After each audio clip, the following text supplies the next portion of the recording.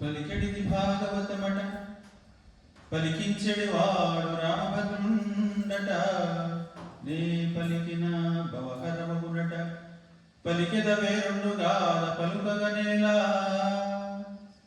అమ్మల గన్నయమ్మ ముగురమ్మల మూలపుటమ్మ చాలా పెద్దమ్మ సురారులమ్మ కడుపారడి గుచ్చినయమ్మ తన్నులో నమ్మిన వెల్పుటమ్మల అమ్ముల నుండి అమ్మ దుర్గా మాయమ్మ కృపాబ్ధీక్షు కవిత్వపటుత్వ సంపదలు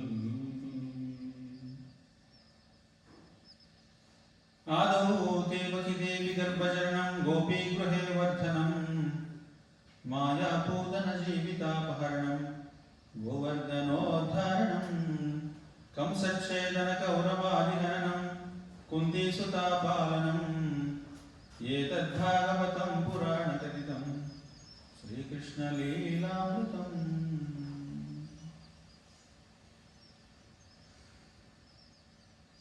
ఓం సదాశివసమారంభాం శంకరాచార్యమధ్యమాం అస్మదాచార్యపర్యంతాం వందే గురుపరంపరాం వందే గురుపరంపరాం.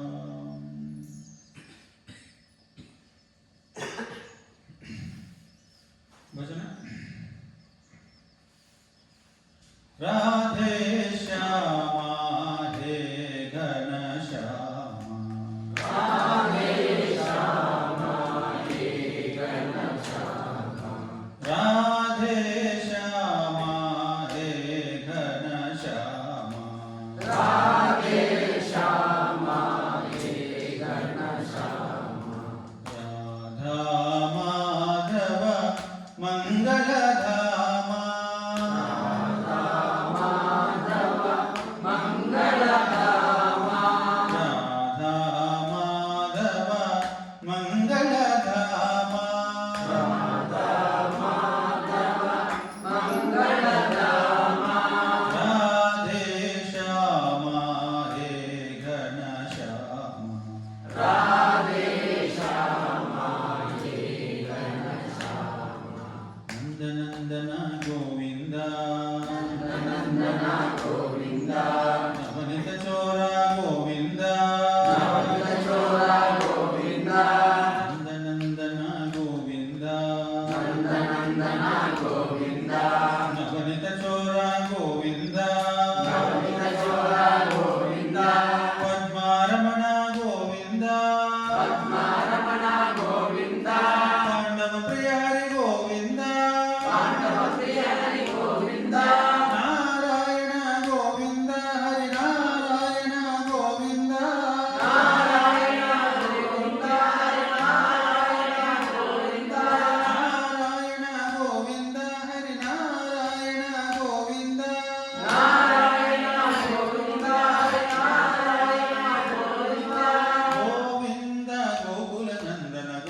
గోవింద గోవింద గోకుల నందన గోవింద గోవింద గోకుల నందన గోవింద గోవింద గోకుల నందన గోవింద రాధే శ్యామ హే ఘన శ్యామ రాధే శ్యామ హే ఘన శ్యామ రాధా మాధవ మంగళధామ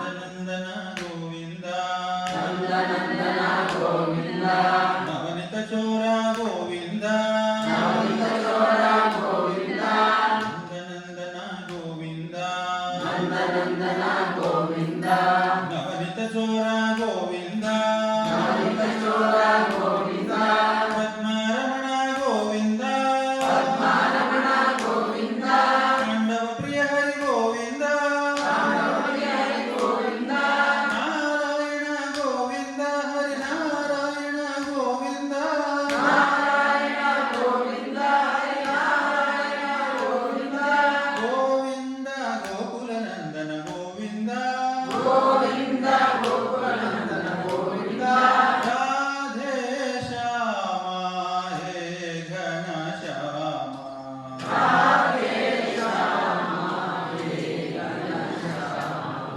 రాధా మాధవ మంగళధామ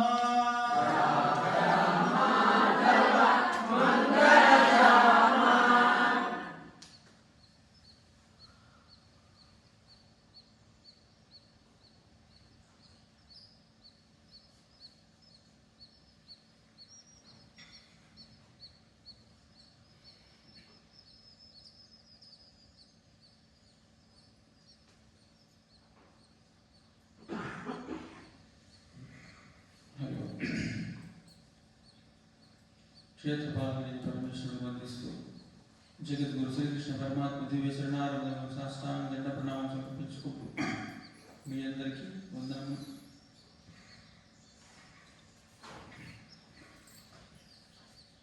ఉదయము శ్రీకృష్ణ లీలామృతం, సాయంకాలము మరి భగవంతుని యొక్క అనేక అవతారాల లీలా విశేషం. దాంట్లో ముఖ్యంగా దశావతారాలను తీసుకున్నాం. మత్స్య కూర్మ వరాహస్య నారసింహో అథ వామనః రామో రామశ్చ కృష్ణశ్చ బుద్ధః కల్కీచితే దశః అని దశావతారాలు. మత్స్యావతారం అయిపోయిందా? కూర్మ, వరాహ, నరసింహ కాలేదు. నరసింహం రావాలి కదా. బాగా ఎండగా ఉంది. రౌద్రావతారం కదా. నరసింహం శాంతంగా ఉంటాడు, రౌద్రంగా ఉంటాడు. రౌద్రంగా ఉంటాడు. బాగా నిద్రపోయి లేస్తే నిద్ర ఇలా. ఓహో, నేను కూడా నిద్రపోలేదేమో అనుకుంటే. అంటే మేల్కోరన్నా నరసింహం వచ్చేదానికి ఇక ఆయన పట్టుకుంటే ఆయన ఎట్లా లేపుతాడు కదా. మళ్ళీ మన పట్టుకునేది ముందుగానే లేచింటే ఆయన లేపకుండా.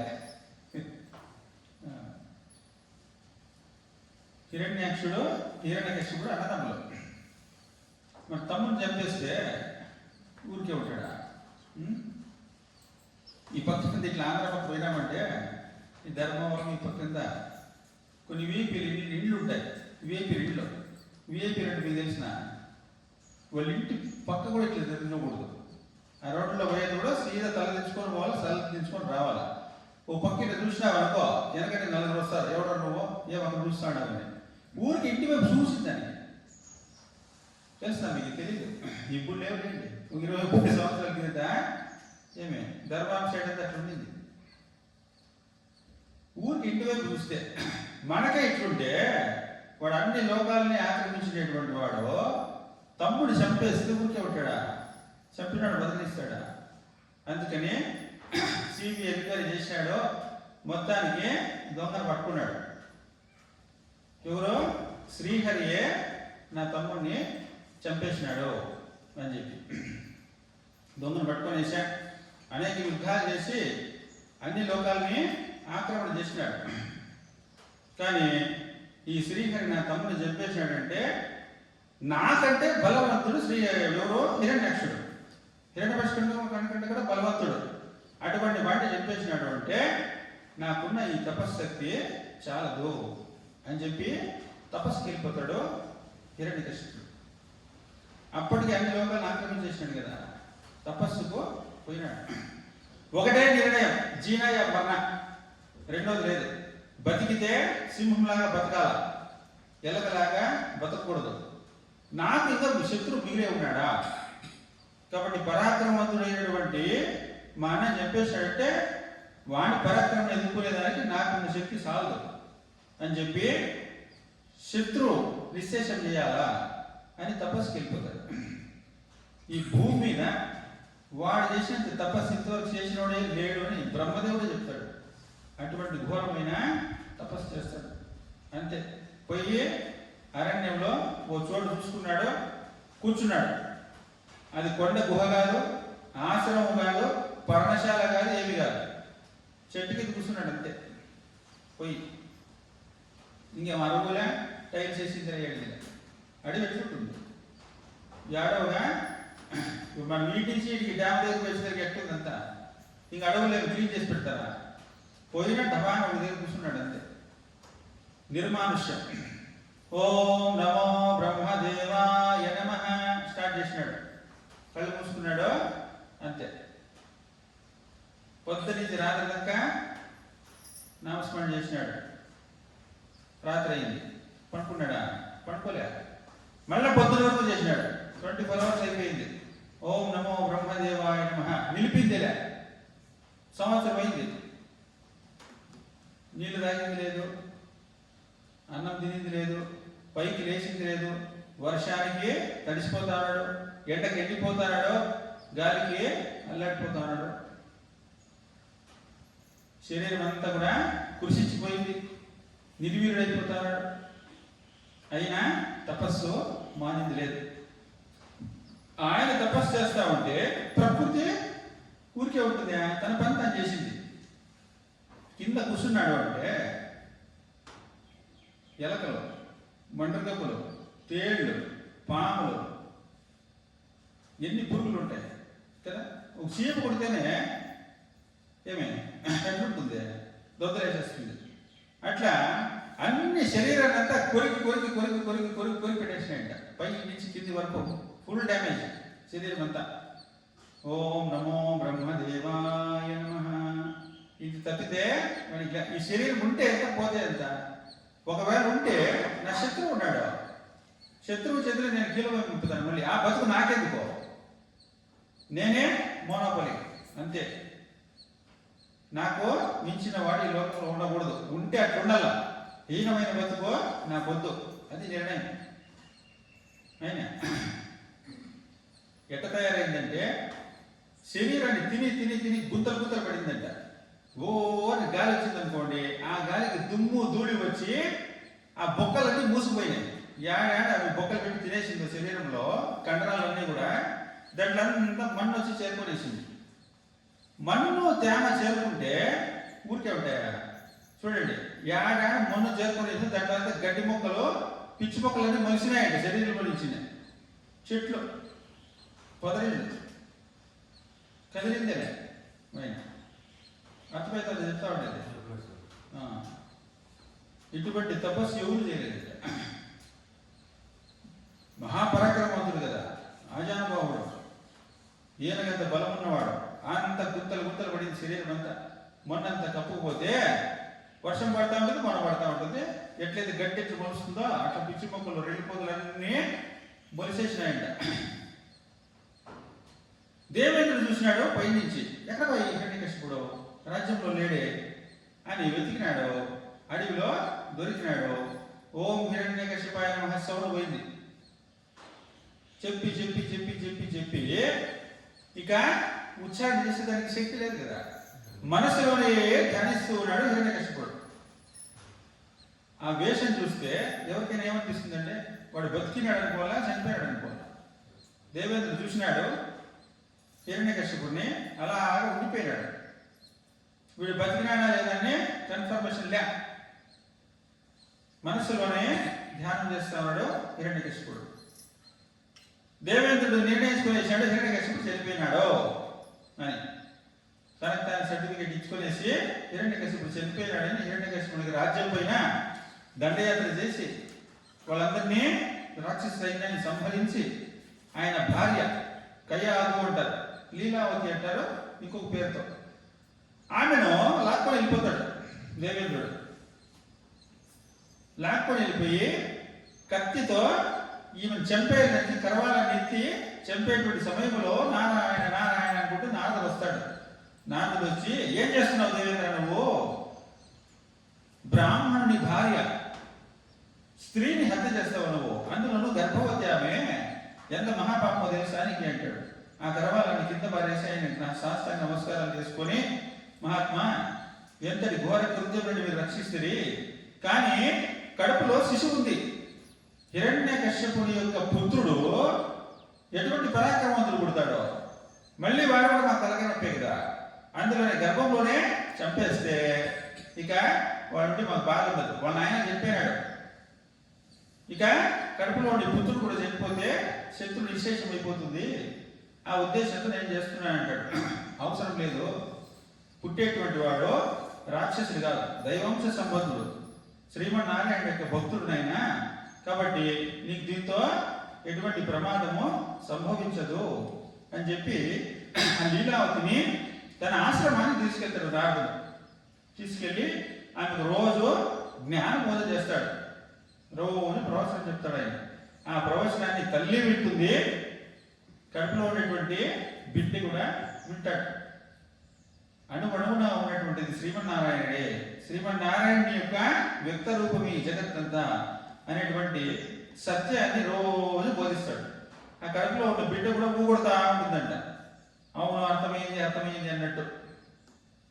అట్లా నారదుని యొక్క ఆశ్రమంలో ఉండిపోతుంది లీలావతి. ఇక హిరణ్యకశిపుడు ఘోరమైనటువంటి తపస్సు చేస్తానే ఉన్నాడు. బ్రహ్మదేవుడు ప్రత్యక్షమై ఆయన హిరణ్యకశిప లే అంటాడు. ఆయన లేస్తే బ్రహ్మదేవుడు చెప్తున్నాడు, ఇంతవరకు నీలాంటి ఘోరమైన తపస్సు చేసిన వాడు నా భూతో నా భవిష్యత్తు, పూర్వం లేడు, ఇక ముందు చెయ్యబోరు, చెప్పు నీకేం వరం కావాలో అంటాడు అనమాట. మనకు తెలిసి ఆయన ఇచ్చిన లిస్టు ఏం పడుకున్నాడు, చావు లేని మరణము అది అసంభవము, కావాలంటే నీ చావు నువ్వే కోరుకో, నువ్వు ఎట్ట చనిపోవాలనుకుంటే అది చెప్పుకోవచ్చు, స్వతంత్రమైన జీవనం నీకు ఉంటుంది అన్నప్పుడు కోరుకుంటాడు.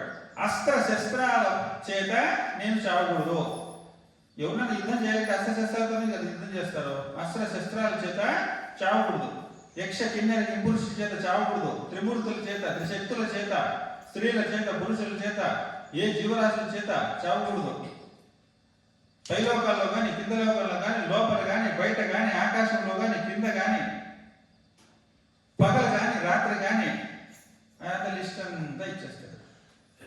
నాకు మరణం ఉండకూడదు, నా పరాక్రమానికి ఎదురు ఉండకూడదు అని చెప్పి వరాన్ని కోరుకుంటాడు. తదాస్తు అంటాడు, అంతే. ఆయన రెండో మాట మాట్లాడాడు, తదాస్తు అని అంటే వెళ్ళిపోతాడు. మీకు రుద్రం అభిషేకం తెలిసిన, రుద్రాభిషేకం అంటారు కదా. రుద్రాభిషేకంలో ముందు అంతకంటే రుద్రుణ్ణి స్తుతిస్తారు. ఓం నమస్తే రుద్రమన్యవే నమః, నమస్తే అస్తు ధన్వనే బాహుభ్యామతే నమః, యాదేశ శివతమా శివం భగోవతే తనుభో అని చెప్పి శివుణ్ణి స్తుతిస్తా వస్తారు. రెండవది చమకము అని వస్తుంది. చమకంలో శంచమే మయశ్చమే ప్రియంచమే కామశ్చమే సౌమనశ్చమే భద్రశ్చమే షశ్చమే వశశ్చమే భగశ్చమే శ్రేయశ్చమే వశశ్చమే స్వరశ్చమే శ్రావశ్చమే. ఏం తెలిసిన ఇవన్నీ 360 కోరికల లిస్ట్ చమకం అంటే. శివుడిని సలహ చేసి భక్తుడు కోరికలు కోరుకుంటాడంట. ఎన్ని కోరికలు ఉంటాయంటే దాంట్లో 360 కోరికలు ఉన్నాయి. వ్యవసాయం బాగుండి, బంగారు మాకు బాగా లభించని, పశు సంపద బాగా ఉండని, ఆరోగ్యము ఉండని, వెండి బంగారు రాగి కొదవ లేకుండా ఉండని, వజ్ర వైఢూర్యాలతో ఉండని, స్వరశ్చమే శ్రావశ్చమే వేదాలు చదివేటువంటి స్వర యుక్తం మాకు లభ్యమని కాక, ఇన్ని కోరికలు ఉన్నాయి. కాదండి, మానవునికి ఏం కావాలో భగవంతుడు కూడా చెప్పాలన్నా కోరుకునేది. ఎందుకో ఇది చమకంలో ఉంది, మాకు కూడా అర్థం కాలే. ఎవరికి ఏం కోరలేదు, కోరుకుంటారు కదా, ఎందుకు కోరుకున్నాడు ఇది. భగవంతుణ్ణి నువ్వు కోరుకుంటే ఇదిగో నాయన ఈ లిస్టులో ఉన్నటువంటి కోరుకో.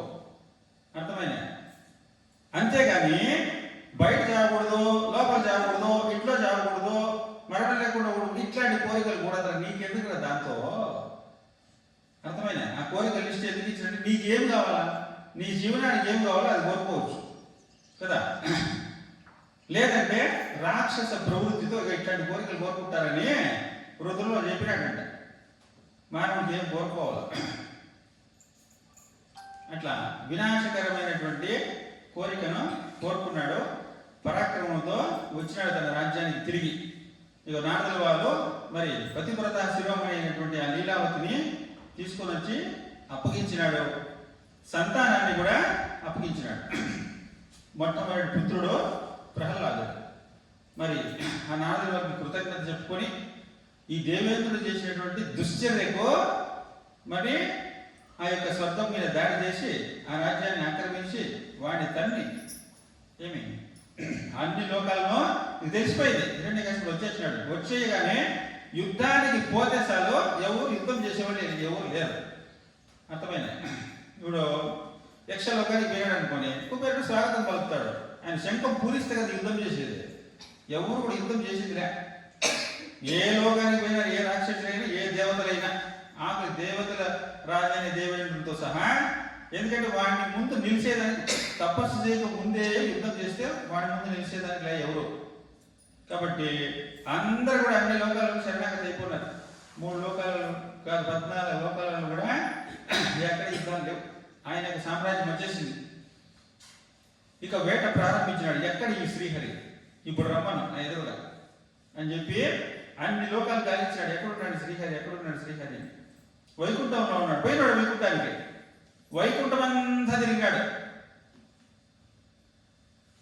శేషతల్పం చూసినాడు. ఎవరు లేదు దాని మీద. లక్ష్మీదేవి లేదు, శ్రీమన్నారాయణ లేదు, చంపో మొత్తం అణువణువున గాలించేసినాడు. పాతాళం నుండి ఊర్ధ్వలోకాల వరకు 14 లోకాలు ఎదిగినాడు. శ్రీహరి ఆడ లేడు.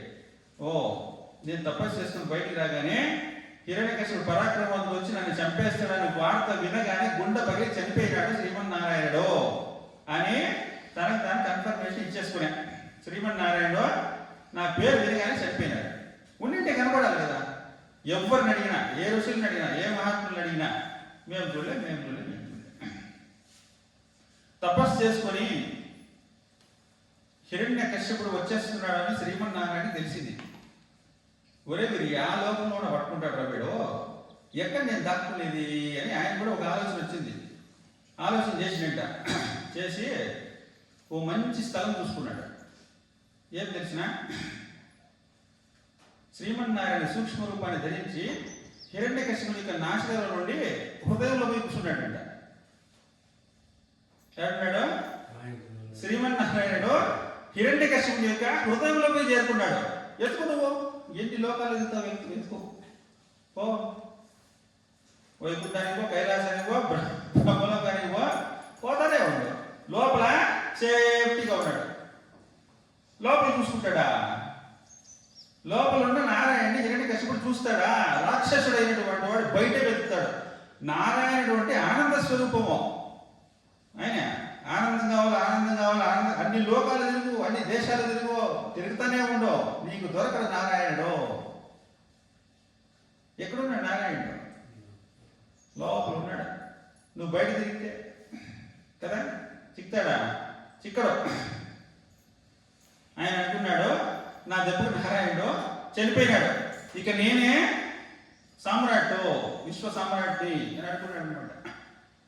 వచ్చినాడు రాజ్యానికి, దాన్ని ప్రకటించేసుకున్నాడు. నేనే సర్వాంతర్యామిని, నేనే మహారాజును, నేనే చక్రవర్తిని అంటే తానుగా బిరుదులు ఇచ్చేసుకున్నారు. ప్రతి ఒక్కరు కూడా ఓం నమో హిరణ్యకశిపాయ నమః ఇదే మంత్రం.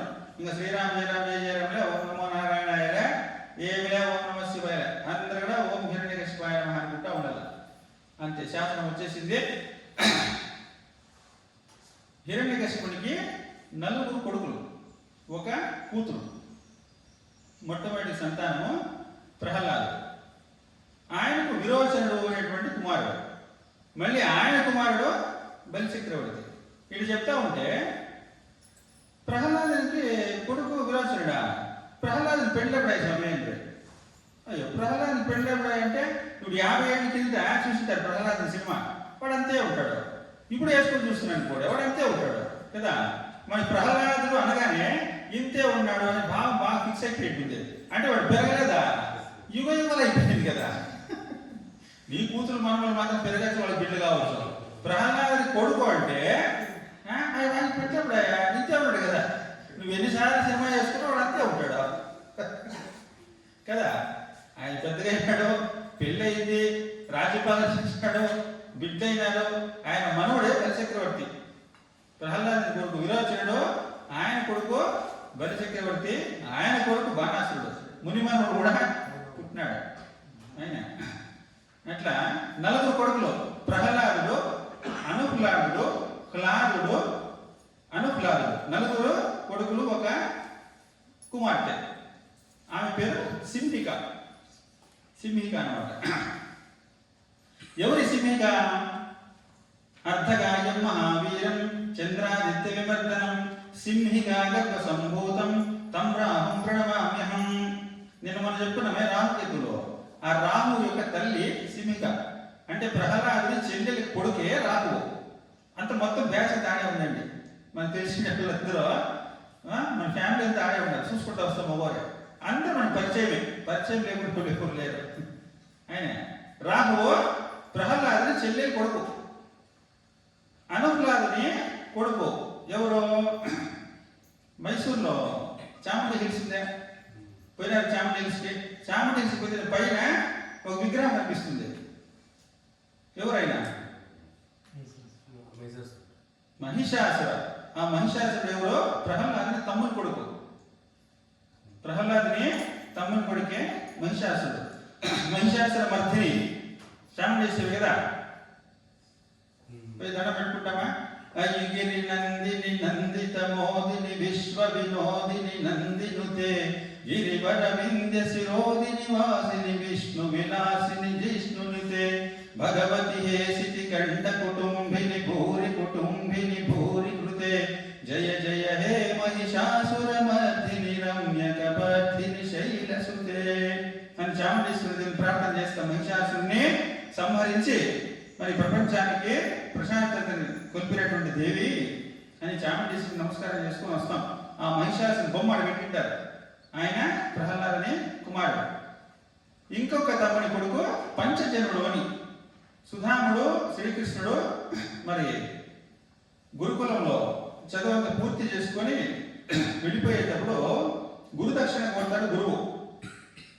అందరు గురుదక్షిణ సమర్పించిన తర్వాత శ్రీకృష్ణుడితో తన పుత్రుడు చనిపోయాడు, పుత్రుడు తీసుకుని రమ్మంటారు. అప్పుడు ఆ సముద్రంలోకి వెళ్ళి పంచజనుడు అనేటువంటి రాక్షసుని సంహారం చేస్తాడు కృష్ణుడు. ఆయన కడుపులో గురువు యొక్క పుత్రుడు ఉన్నాడేమో అని. కానీ పుత్రుడు లేడు, శంఖం ఉంది. ఆ శంఖాన్ని తీసుకుంటాడు. ఆ శంఖమే పాంచజన్యము. కృష్ణుడు పాంచజన్యాన్ని పూజించాడు. భగవద్గీతలో వస్తుంది కదా,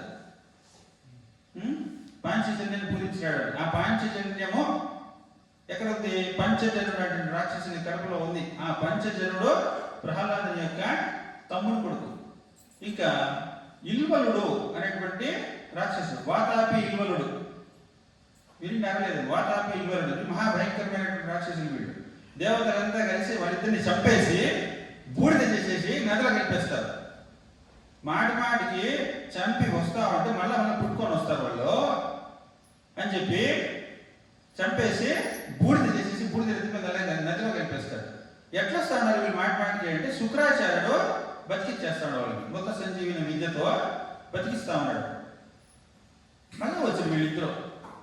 ఏం చేసేది అంటే శ్రీమన్నారాయణుడు వాళ్ళకి ఒక కిటుకు చెప్తాడు. కిటుకు చెప్తే చంపేసి వాళ్ళని బూడిద చేసేసి కాఫీలో కలిపేసి దాన్ని అగస్త్య మహర్షికి ఇచ్చి తాగిచ్చేస్తారు.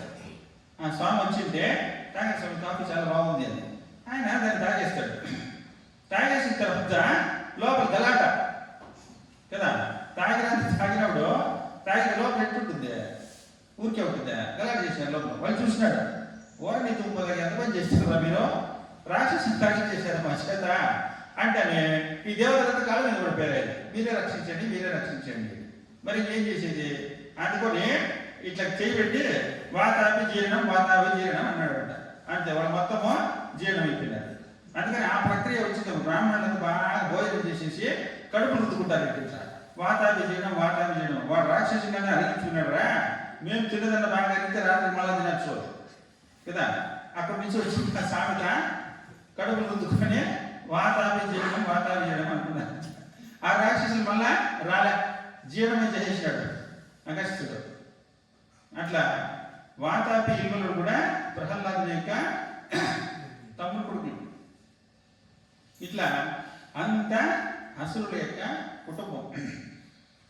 5 సంవత్సరాలు ప్రహ్లాదునికి ఇక పెద్ద కుమారుడు కదా, రాజ్యభారాన్ని అప్పగించాల్సిన బాధ్యత భవిష్యత్తులో.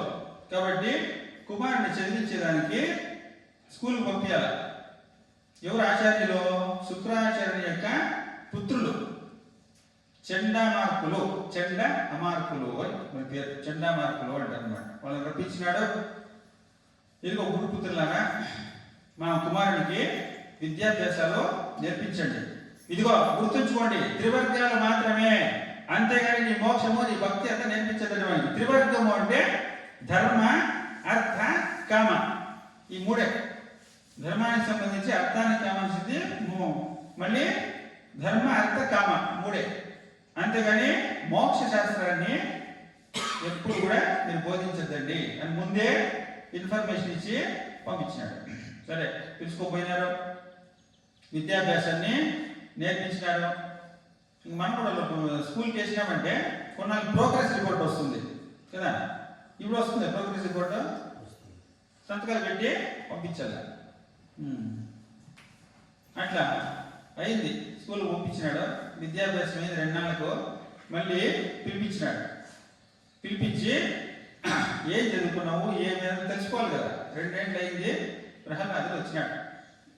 మరి రాజసింహాసనంలో కూర్చున్నాడు. హిరణ్యకశిపుడు అంత దూరంలో ప్రహ్లాదుడు ఉంటే, రానైనా నా బంగారు కొండ దా అని తొడ మీద కూర్చోబెట్టుకొని, ఏమి తల మీద వాసన చూసి గుర్తు పెట్టుకొని, ఎంత బాగా మురిసిపోతాడోరా, నిన్ను వదులుకోలేకపోతే కానీ ఏం చేద్దాం నైనా, స్కూల్కి పోవాలి కదా అని చెప్పి ముద్దాడి కౌగిలించుకొని, ఏం చదువుకున్నావు నువ్వు స్కూల్లో, ఒక పద్యం చెప్పు అన్నాడంట. ఆయన చెప్తాడు, చదివించి నన్ను గురువులు, చదివిది ధర్మార్థ ముఖ్య శాస్త్రములు, నే చదివిన కేవలం పెక్కులు, చదవుల్లో మర్మమెల్ల చదివింది తండ్రి అన్నాడంట. ఏం చదువుకున్నావు అంటే నేనేం చెప్పేది ఎన్నని చెప్పేది అంటాడు. 2 ఏళ్ళకే చదివించి నన్ను గురువులు, చదివిది ధర్మార్థ ముఖ్య శాస్త్రములు, నే చదివిన గెలవు పెక్కులు, ఎన్నో గెలవు అంతెందుకో చదువుల్లో మర్మమెల్ల చదివింది తండ్రి అని అంట. అబ్బా శభాష్ అని చెప్పి క్లాప్స్ కొట్టి హారాలన్నీ తీసి ముత్యాల హారాలు గురువులకు మరి దక్షిణగా ఇచ్చి ప్రయోజనం చేసినారయ్యా నా యొక్క పుత్రుణ్ణి అని చెప్పి అందరినీ మెచ్చుకొని కొడుకుని కౌగిలించుకొని ఆనందాన్ని పట్టలేక ఆ కొడుకుని పొగిడాడంట. ఏదినైనా ఆ మర్మం ఏది అన్నాడు. చదువుల్లో మర్మం పెద్ద చదివించి తండ్రి అన్నావు కదా, ఏమిటా మర్మము అన్నాడు. అనగానే వాసుదేవ శ్లోక వార్తలాలించుచు కాలమే పుణ్యుండు గడుపుచుండు, అతని ఆయువు తక్క అన్యుల ఆయువు ఉదయాస్తమయముల ఉగ్రకరుండు వంచి కొనుపోవ, వారది ఎరుంగక జీవితు పెకేళ్ళు సిద్ధమనచు, అంగనా పుత్ర గేహారామ విద్దాయ సంసార సంగ సుఖముల వివర్తింప, కాలము తరియరింగి దండధర కింకరులు వచ్చి తాడనములు చేసి కొనిపోవా, పుణ్యంబు చేయనైతి పాపరతి నైతి నన్ను బిడ్డు పలవరించు. చెప్పే మర్మం. వాసుదేవ శ్లోక వార్తలాలించుచు కాలం ఏ పుణ్యుండు గడుపుచుండు. శ్రీమన్నారాయణుని యొక్క స్మరణతో ఏ పుణ్యాత్ముడైతే గడుపుతూ ఉంటాడో అతని ఆయువు తగ్గ వాడి నిజమైనటువంటి జీవనాన్ని గడుపుతూ ఉన్నటువంటి వాడు. అన్యుల ఆయువు అట్లా కాకుండా వేరే రకంగా ప్రపంచ వ్యామోహాల్లో పడి తిరుగుతున్నటువంటి వాడి యొక్క ఆయుష్ అన్యుల ఆయువు ఉదయాస్తమయముల ఉగ్రకరణుడు వంచుకొని పోవా. పొద్దున సాయంత్రం అయితే తినడం పడుకోవడం, తినడం పడుకోవడం, నిద్రాహారం అయిన భయాలు తప్ప ఇంకేమీ తెలియదు అనుకో. వాడని ఎరుంగక జీవింతు పెక్కేళ్ళు సిద్ధమనచో. అసలు నాకు మరణం ఉందా లేదా అనే ప్రజ్ఞ కూడా లేదు. ఎప్పటికీ నేను ఇట్లే ఉంటాను అని శివునాన్ని కొనసాగించుకుంటూ పోతాడు. అంగనా పుత్ర గేహారామ విత్తాది సంసార సంఘ సుఖ ముదగిలి. ఇదే శాశ్వతం అనుకొని, నా భార్య బిడ్డే శాశ్వతం అనుకొని ఇక్కడ ఎప్పటికీ ఉంటాను అని మరి సంసారంలో తగిలి అంగనా పుత్ర గేహారామ విత్తాది సంసార సంఘ సుఖ ముదగిలి వర్తింప కాలము తరి ఎరింగి. ఎవడో ఒకసారి బెల్లు కొట్టేస్తారు కదా. బెల్లు కొట్టిన తర్వాత అయ్యో నేను ఇంత త్వరగా వస్తుంది అనుకోలేదు స్వామి, ఇంకొక 6 నెలలు గడివేయండి, మా అమ్మాయి పెళ్లి ఉంది, అడ్వాన్స్ కూడా ఇచ్చేసినాము, సత్రాలు బుక్ అయిపోయినాయి అంటే ఆ పెళ్లి చేసేదానికి చాలా మంది ఉన్నారు కానీ నీకు పెళ్లి చేయాలా పద అంటే ఉన్నారు మరి కదా. వాళ్ళు పెళ్లి చేస్తారులే, నీకు నేను చేయొద్దు కాబట్టి పద అంటాడు. అంగనా పుత్ర గేహారామ విత్తాది సంసార సంఘ సుఖముదగలి వర్తింప కాలము తరియలింగి దండధర కింకరులు వచ్చి తాడనములు చేసి కొనిపోవా. కొట్టుకుంటా పోతారంట వాళ్ళు యమధర్మరాజు. ఇక్కడి నుంచినే పుణ్యము చేయనైతి అప్పుడు ఏడుస్తారంట. పాపరతి నైతి నిన్ను పెట్టు పలవరించు. అయ్యయ్యో నాకు తెలియదే, ఇంతకాలం నేను మోసపోతేనే. మరి యమధర్మరాజు గండాలన్నీ వచ్చి కూడా నన్ను తాళనాలు చేసుకుని తీసుకొని పోతా ఉంటే అప్పుడు ఏడుస్తాడంట. అదేమో చెప్తారు చూడండి, కాళ్ళ నుంచి ఆకలి పట్టుకుంటే ఇప్పుడే ప్రయోజనం, ముందే ఆకలి పట్టుకోవాలి. ఎందుకు ఇది పాత్ర దించేటప్పుడు చేతులు దించినంట, ఒరే ఆకలి పట్టుకొని దించిన ఆయన చేయగాలి నుంచి ఆకలి పట్టుకుంటే ప్రయోజనం ఏమే. కాబట్టి చెప్పినాడు వాసుదేవ శ్లోక వార్తలాలించి చూకాలమే పుణ్యుడు గడుపుచుండు. నాయన ఏం చెప్తాడో నువ్వు, నేనేమడిగినా నువ్వేం చెప్తాడు, ఇదే మర్మము. ఇదిగో చూడు, ఆ వాసుదేవుడు అంటున్నావే వాడు మనకి శత్రువు, ఆయన ఎప్పుడో చనిపోయినాడు. అర్థమైనా? ఇటువంటి పద్యాలు నువ్వు చెప్పకూడదు, ఇటువంటి చదువులు చదవకూడదు అని చెప్పి దండించినాడు. గురువులు పిలిచినాడు. ఏంది చెప్పింది ఏమి, త్రివర్గాన్ని బోధించాయా అంటే ఏం తెలుసుకున్నారు అంటే త్రివర్గాన్ని వదిలేసి వాడు మోక్ష శాస్త్రాన్ని చెప్తా ఉన్నాడు. మీకు చెప్పింది ఏమి, మీరు చేసింది ఏమి. నాయన నీ కొడుకు ఈ పద్యం వస్తుందని కూడా మాకు తెలియదు, ఈ విద్యను ఎప్పుడు నేర్చినాడో ఎక్కడ నేర్చినాడో మాకు తెలియదు, మేము చెప్పింది లేదు. మేము రాజనీతి శాస్త్రాన్ని, తర్కశాస్త్రాన్ని, అర్థశాస్త్రాన్ని చెప్పినాం. నేను చెప్పింది చెప్పకుండా నేను చదివి గడవ పెక్కులు అంటే మేము నేర్పించినే చెప్పినారేమో అనుకుంటే ఈ విద్య ఆయనకు వస్తుందని కూడా మాకు తెలియదు. తీసుకెళ్ళండి, మోక్ష శాస్త్రం ఇక నుండి ప్రహ్లాద నోట్లో రాకూడదు, అర్థమైందా? తీసుకెళ్ళండి మళ్ళీ అని చెప్పి దండించి పంపించేసినాడు. తీసుకెళ్ళినారు. చెప్పిన ఆయన ఓం హిరణ్యకశపాయ నమః అన్నాడు. ఓం నమో నారాయణాయ అన్నాడు ఆయన. నాయన నారాయణుడు లేడు, మీరు ఆయన చెప్తున్నాడు కదా చెప్పినాడని. మళ్ళా నారాయణ నారాయణ అంటాడని. చావు పుట్టుకలకు అతీతమైనటువంటి నారాయణుడు. గురుదేవా మీకు తెలిసింది అంతే, నాకైనా మీకైనా మా తండ్రి గారికైనా మరి ఆధారము శ్రీమన్నారాయణుడే. అట్లా కాదు, మీ నాన్న చక్రవర్తి, ఈ లోకాలకంతా ప్రభువు ఆయనే, దాన్ని నేను కాదనలేదు. ఆ చక్రవర్తికి కూడా ఆధారము శ్రీమన్నారాయణుడే అంటాడు. మళ్ళీ అయ్యా లోకాలకంతా ఈయనే ఆధారము, అవును నిజమే, ఆయనకు ఆధారం శ్రీమన్నారాయణ అంటాడు. ఎంత చెప్పినా వాళ్ళు వినరు. ఆయన మళ్ళీ సంవత్సరం మళ్ళీ తీసుకొచ్చినారు. తీసుకొస్తే మళ్ళీ పిలుచుకున్నాడు దగ్గరికి. ఏమైనా ఇప్పుడు కొంచెం బాగా మాట్లాడుతున్నావు, అసలైన సత్యాన్ని తెలుసుకున్నావు అంటే నన్నే పొగుడతాడు, ఇంకా నేనే చక్రవర్తిగా సర్వాంతర్యామిగా గుర్తించినాడు అని చెప్పి చెప్తే మళ్ళీ చెప్తున్నాడు. శ్రీమన్నారాయణుడు సర్వాంతర్యామి, అణువణువున ఉండేటువంటిది ఆయనే, ఆయన మించినటువంటి దైవము లేదు అని ఎప్పుడైతే పలికినో అప్పుడు హిరణ్యకశిపుడు చెప్తున్నాడు, ఒరే ధూర్తుడా, నా కడుపున చెడపుట్టినావు కదా నువ్వు, ఎవరు నేర్పినా నీకు ఈ విద్యలో? గురువులు అడిగినారు. వాళ్ళు చెప్తున్నారు, నాయన మా నాన్నగారు మీ పురోహితుడు, మీ హితాన్ని కోరేటువంటి వాళ్ళు మేము, మీకు శత్రువులుగా వ్యతిరేకంగా మేము చదువులు బోధించి నిలపగలమా, ప్రాణాలు నిలుపుకోగలమా, మాకు తెలీదు, ఏం జరుగుతుందో తెలియదు అన్నప్పుడు ఎవరు నేర్పినారా నీకు ఈ విద్యలో? శ్రీమన్నారాయణ సర్వాంతర్యామి అని చెప్పింది నీకెవరో? గురువులు బోధించలేదు, మరి ఎవరు చెప్పినాడు అంటే దానికి కూడా చెప్తున్నాడు. ఒకరు చెప్తే వచ్చేది కాదు అన్నారు కదా, అది ఒకరు చెప్తే వచ్చేది కాదు. అచ్చపు చీకటి బడి గృహవ్రతులై విషయ ప్రవిష్టులై చచ్చుచున్ పుట్టుచున్ మళ్ళ చర్మిత చరవణులైన వారికి జజ్జర పుట్టునే నిజేక్షనైనా ఏమిచ్చినైనా కానల కేగినైనా హరిప్రబోధముల్. ఒకరు చెప్తే వస్తుందా?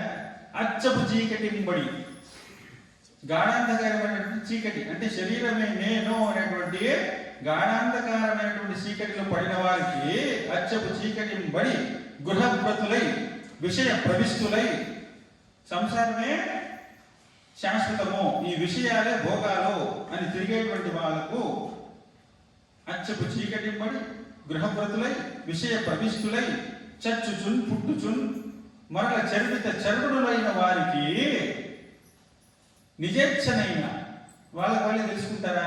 కుదరదు. పరులు చెప్పినైనా పోనీ వేరే వాళ్ళు చెప్తే అర్థమైందే, చెప్పదు. ఏమిచ్చినైనా కానలకు ఎగినైనా హరిప్రమోదములు అంటాడనమాట. ఒరే శాన పెద్దోడైపోయినారు నువ్వు, ఎవరు చెప్పలేదు అంటావు, గురువులు నేర్పించలేదు, మరి ఎక్కడి నుంచి పుట్టిందిరా నీకు ఇది? మనం ఏమంటామంటే తులసి మొక్కలో గంజాయి మొక్క, తులసి వనంలో గంజాయి మొక్కలాగా పెరిగినాడు అంటారు కదా, వాడు అదేమంటారు ఆయన గంజాయి వనంలో తులసి మొక్క పెట్టి పెరిగినట్టు పెరుగుతాడు వదరా నువ్వు అన్నాడు. మన రాక్షస వంశానికే చెడపుట్టినావు వదరా నువ్వు కదా, మంచి తిట్టే కదా. రాక్షస వంశంలో చెడపుట్టినాడు, దైవాంశ సంబంధులుగా పుట్టినాడు, వాళ్ళకు వ్యతిరేకమే. ఇదిగో గురుదేవ, ఇది ఆఖరిసారి అర్థమైనా. మళ్ళా కనుక వీటిని తెచ్చినామనుకో, ఇంక నేను ఏం చేస్తానో తెలియదు, తీసుకెళ్ళండి అన్నాడు. మళ్ళీ పంపించేసినాడు. మళ్ళీ పంపిస్తే ఇంకక్కడ తీసుకెళ్ళిపోయినారు. స్కూలు లేని టైంలో బెల్ల కొట్టేస్తే పిల్లలంతా ఆడుకుంటూ ఉంటారు కదా, ఇంకా పోయినాడు. ఆ పిల్లలు కూడా అడిగినారు, ఏం ప్రహ్లాదా గురువులు చెప్పిందేమి మీ నాన్న దగ్గర ఇట్లా పోయి చెప్పినావంటే, ఓ మీరంటే కష్టపోయా అంటే ఏమవుతుంది, ఊరికి ఇట్లా తిప్పించుకుంటావు, దండించుకుంటావు, కొట్టించుకుంటావు, ఎందుకు నీ బాధలు నీకు? అయినా ఇవేమని ఎవరు చెప్పినారు? శ్రీమన్నారాయణుడే సర్వాంతర్యామి అంటాడు, నీకెలా తెలుసు అన్నాడు. అవును, సకల లోకాలకు ఆయనే ప్రభువు, ఆయనే నారాయణుడు, ఆయనే చైతన్య స్వరూపుడు. ఎవరు చెప్పినారు నీకు? నారదుడు చెప్పినాడు అన్నాడు. నారదుడా? ఎవరు నారదుడు? దేవలోకంలో ఉంటాడు కదా నారదుడు, ఆయన ఎప్పుడు రాలేదే, మేము ఎప్పుడు చూడలేదు. మనమంతా కలిసే ఉన్నాం కదా, కలిసే చదువుకుంటా ఉన్నాం కదా, చిన్ననాటి నుండి నువ్వు నాకు తెలుసు. మరి ఎక్కడి నుంచి వచ్చినాడు ఈ నారదుడు అన్నప్పుడు, మా అమ్మ గర్భంలో ఉన్నప్పుడే నారదుడు ఉపదేశం చేసినాడు, ఆ ఉపదేశాలు నేను విన్నాను అని చెప్తాడు. ఓహో అవునా, అట్లయితే మరి మన గురువులంతా హిరణ్యకశిపుడే మన సర్వాంతర్యామి, ఆయన సర్వశక్తివంతుడు, ఆయన దేవుడు అని చెప్తున్నారు కదా అంటే మన గురువులకు తెలీదు, సరిగా తెలీదు ఆయనకు. అందుకనే ఆ నారాయణని భజిస్తే పూజిస్తే మనమంతా ముక్తులు అయిపోతాము, అది అసలైన రహస్యము అని చెప్తాడు అనమాట. ఓహో అట్లనా, అట్లయితే నారాయణని భజించేటువంటి విధానాన్ని మీకు తెలియజేస్తాను అని చెప్పి అందరికీ నారాయణ నారాయణ నారాయణటువంటి మంత్రాన్ని బోధిస్తూ వస్తున్నాడు. శ్రీమన్నారాయణ యొక్క తత్వాన్ని చెప్తూ వస్తున్నాడు. ఆయన్ని భజించండి, మోక్షం అదే వస్తుంది. నారాయణ నారాయణ నారాయణ నారాయణ జయ గోవింద హరే, నారాయణ నారాయణ నారాయణ నారాయణ జయ గోపాల హరే, నారాయణ నారాయణ నారాయణ నారాయణ జయ గోవింద హరే, నారాయణ నారాయణ నారాయణ నారాయణ జయ గోపాల హరే, నారాయణ నారాయణ నారాయణ నారాయణ జయ గోవింద హరే, నారాయణ నారాయణ నారాయణ నారాయణ జయ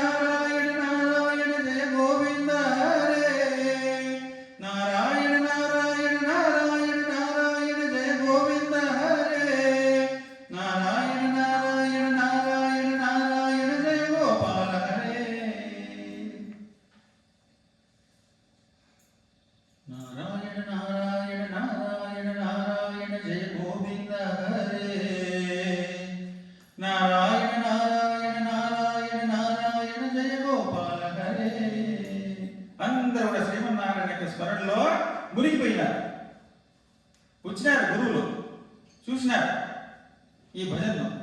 మరి ఏమరా ఇది ఇట్లయిపోతా ఉంది అనుకున్నారు. దండించేదానికి పోయినారు.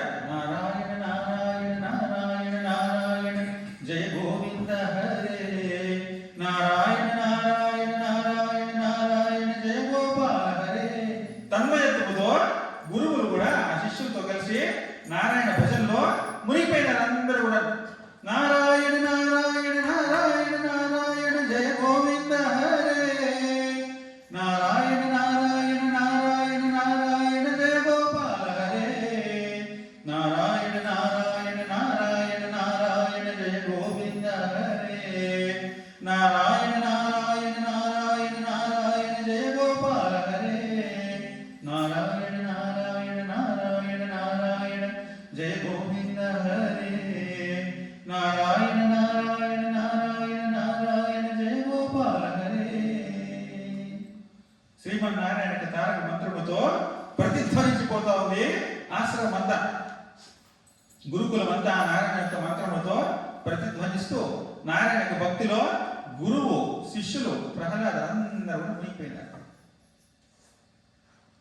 గురువులు కూడా మునిగిపోయినారు. అసలైన సత్యములో ఎవరైనా మునగలేల్సిందే కదా. అసత్యములో మునగాలంటే ప్రయత్నం ఉండాలి. సత్యములో తరగా మునిగిపోయినారు అంతే. మెలకు వచ్చేసింది గురువులకి. ఊరి ఇదేమరా ఇది, మనం కూడా వాళ్ళతో పాటు అమ్మ ఈ విషయం కనుక హిరణ్యకశిపుని తెలిస్తే మనల్ని బతికినాసి ఎవరు రాపండి అన్నాడు. ఒరే మీకేం వచ్చిందంటరా, వాంట పడి మీరు కూడా చెప్పిపోతా ఉంటారే.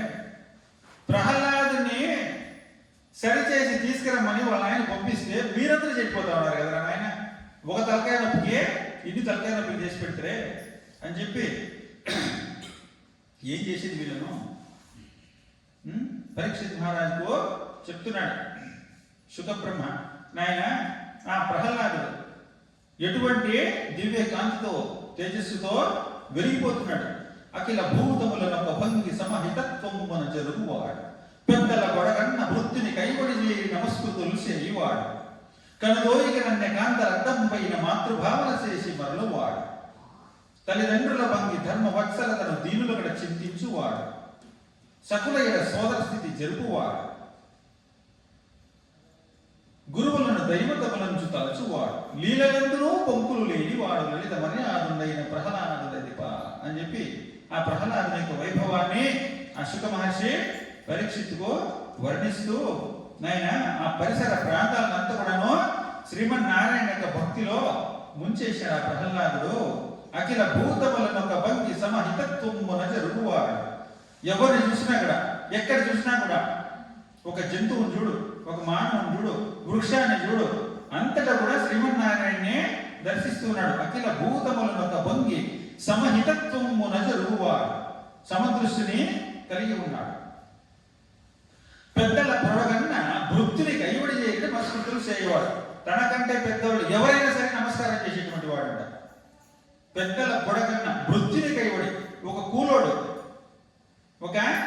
ఎట్లయితే యజమాని చూస్తేనే అణిగి మణిగి పడుండి నమస్కారాలు చేసుకుంటాడో అట్లా ప్రహ్లాదు ఎవరిని చూసినా కూడా పెద్దల పొడగన్న వృత్తిని కైవడి చేయని నమస్కృతులు చేయవాడు, కనుదోయికి నన్ను కాంత రక్తం పోయిన మాతృభావన చేసి మరలువాడు.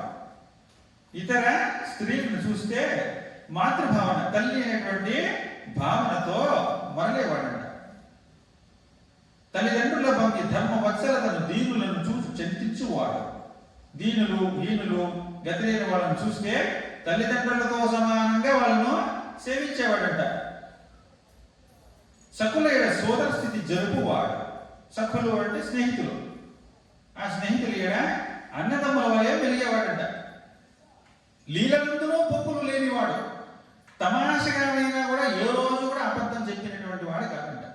మనం ఎవడని చెప్తాం కదా, చెప్పేసి అందరు నవ్విన తర్వాత నేను ఎవరికి తమాషగా అంటే అంటాం కదా, అట్లా లీలలందునూ పొక్కులు లేనివాడు.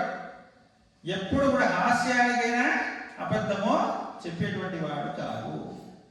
లలిత మర్యాదుడైన ప్రహ్లాదుడదిప అని ప్రహ్లాదుని యొక్క వైభవాన్ని చెప్తూ గురుకులాన్ని అంతా కూడా ఆ శ్రీమన్నారాయణ యొక్క స్మరణలో నింపేసినాడు అని ఆ శ్రీమన్నారాయణ యొక్క వైభవాన్ని ప్రహ్లాదుని యొక్క భక్తిని ఆ శుకబ్రహ్మ పరీక్షిత్తుకో చెప్తున్నాడంట. పానీయములు త్రాగుచున్ కుడుచుచున్ లక్షించుచున్ భాషించుచున్ హాసలీలా నిద్రాగులు చేయుచున్ సంతత శ్రీ నారాయణ పాద పద్మయుగలి చింతనామృతాస్వాదాన సంధానుడై మరతిన్ సురార్షితుడేద విశ్వమున్ భూవర. పానీయములు త్రాగుచున్ కుడుచుచున్ లక్షించుచున్ భాషించుచున్ సంతత శ్రీ నారాయణ పాద పద్మయుగలి చింతనామృతాస్వాదాన సంధానుడై మరతిన్ సురార్షితుడేద విశ్వమున్ భూవర.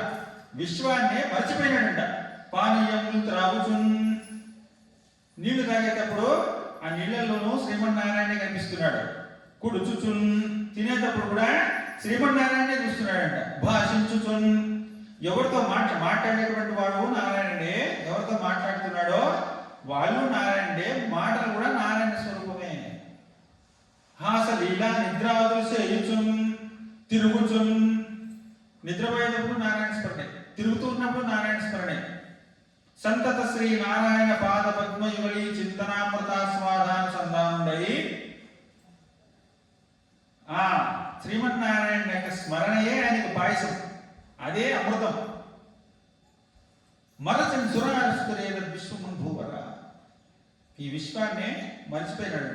అణువణువున చెట్టులో చూడు, పుట్టలో చూడు, శ్రీహరినే దర్శించుకుంటూ ఉన్నాడు. శ్రీహరి వేరు కాదు, ప్రహ్లాదుడు వేరు కాదు, ఉపనులు వేరు వేరు అంతే. ఆయన శరీరం వేరు, ఈయన శరీరము వేరు. పరిపూర్ణమైనటువంటి ముక్త పురుషుడు ప్రహ్లాదుడు, పరిపూర్ణమైనటువంటి ముక్త పురుషుడు. శ్రీ వైష్ణవ సాంప్రదాయం ప్రహ్లాదునితోనే ప్రారంభమవుతుంది. ఇప్పుడు తిరుపతిలో మనకు కనిపించేది శ్రీ వైష్ణవ సాంప్రదాయమే. ఎక్కడి నుంచి వచ్చింది? అది ప్రహ్లాదు నుంచి వచ్చింది. అలాగా భక్తుడైపోయినాడు. అణువణువున ఆ పరమాత్మనే దర్శిస్తూ ఉన్నాడు. ఇంతవరకు హిరణ్యకశిపుడు పిలిపిస్తా ఉన్నాడు, నా కొడుకు ఎట్లున్నాడు అని. ఈసారి అది లేదు, ఇంకా వీళ్ళే పిలుచుకుని వెళ్ళిపోయినారు. గురువులే పిలుచుకుని వెళ్ళిపోయి, ఇదిగోండి మీ పుత్ర రత్నం తీసుకోండి, ఇక మా వల్ల కాదు, ఈయన్ని సరి చేసుకొని రాండి అని మీరు చెప్తే, మీ పుత్రుడేమో అందరినీ చెడగొట్టేస్తా ఉన్నాడు, కాబట్టి వీడిని మార్చడము మా వల్ల కాదు. ఇది సమాచారం. ఎందుకంటే మళ్ళా మీరు తెలుసుకున్న తర్వాత మమ్మల్ని తగ్గిస్తే మేమేం చేసేది?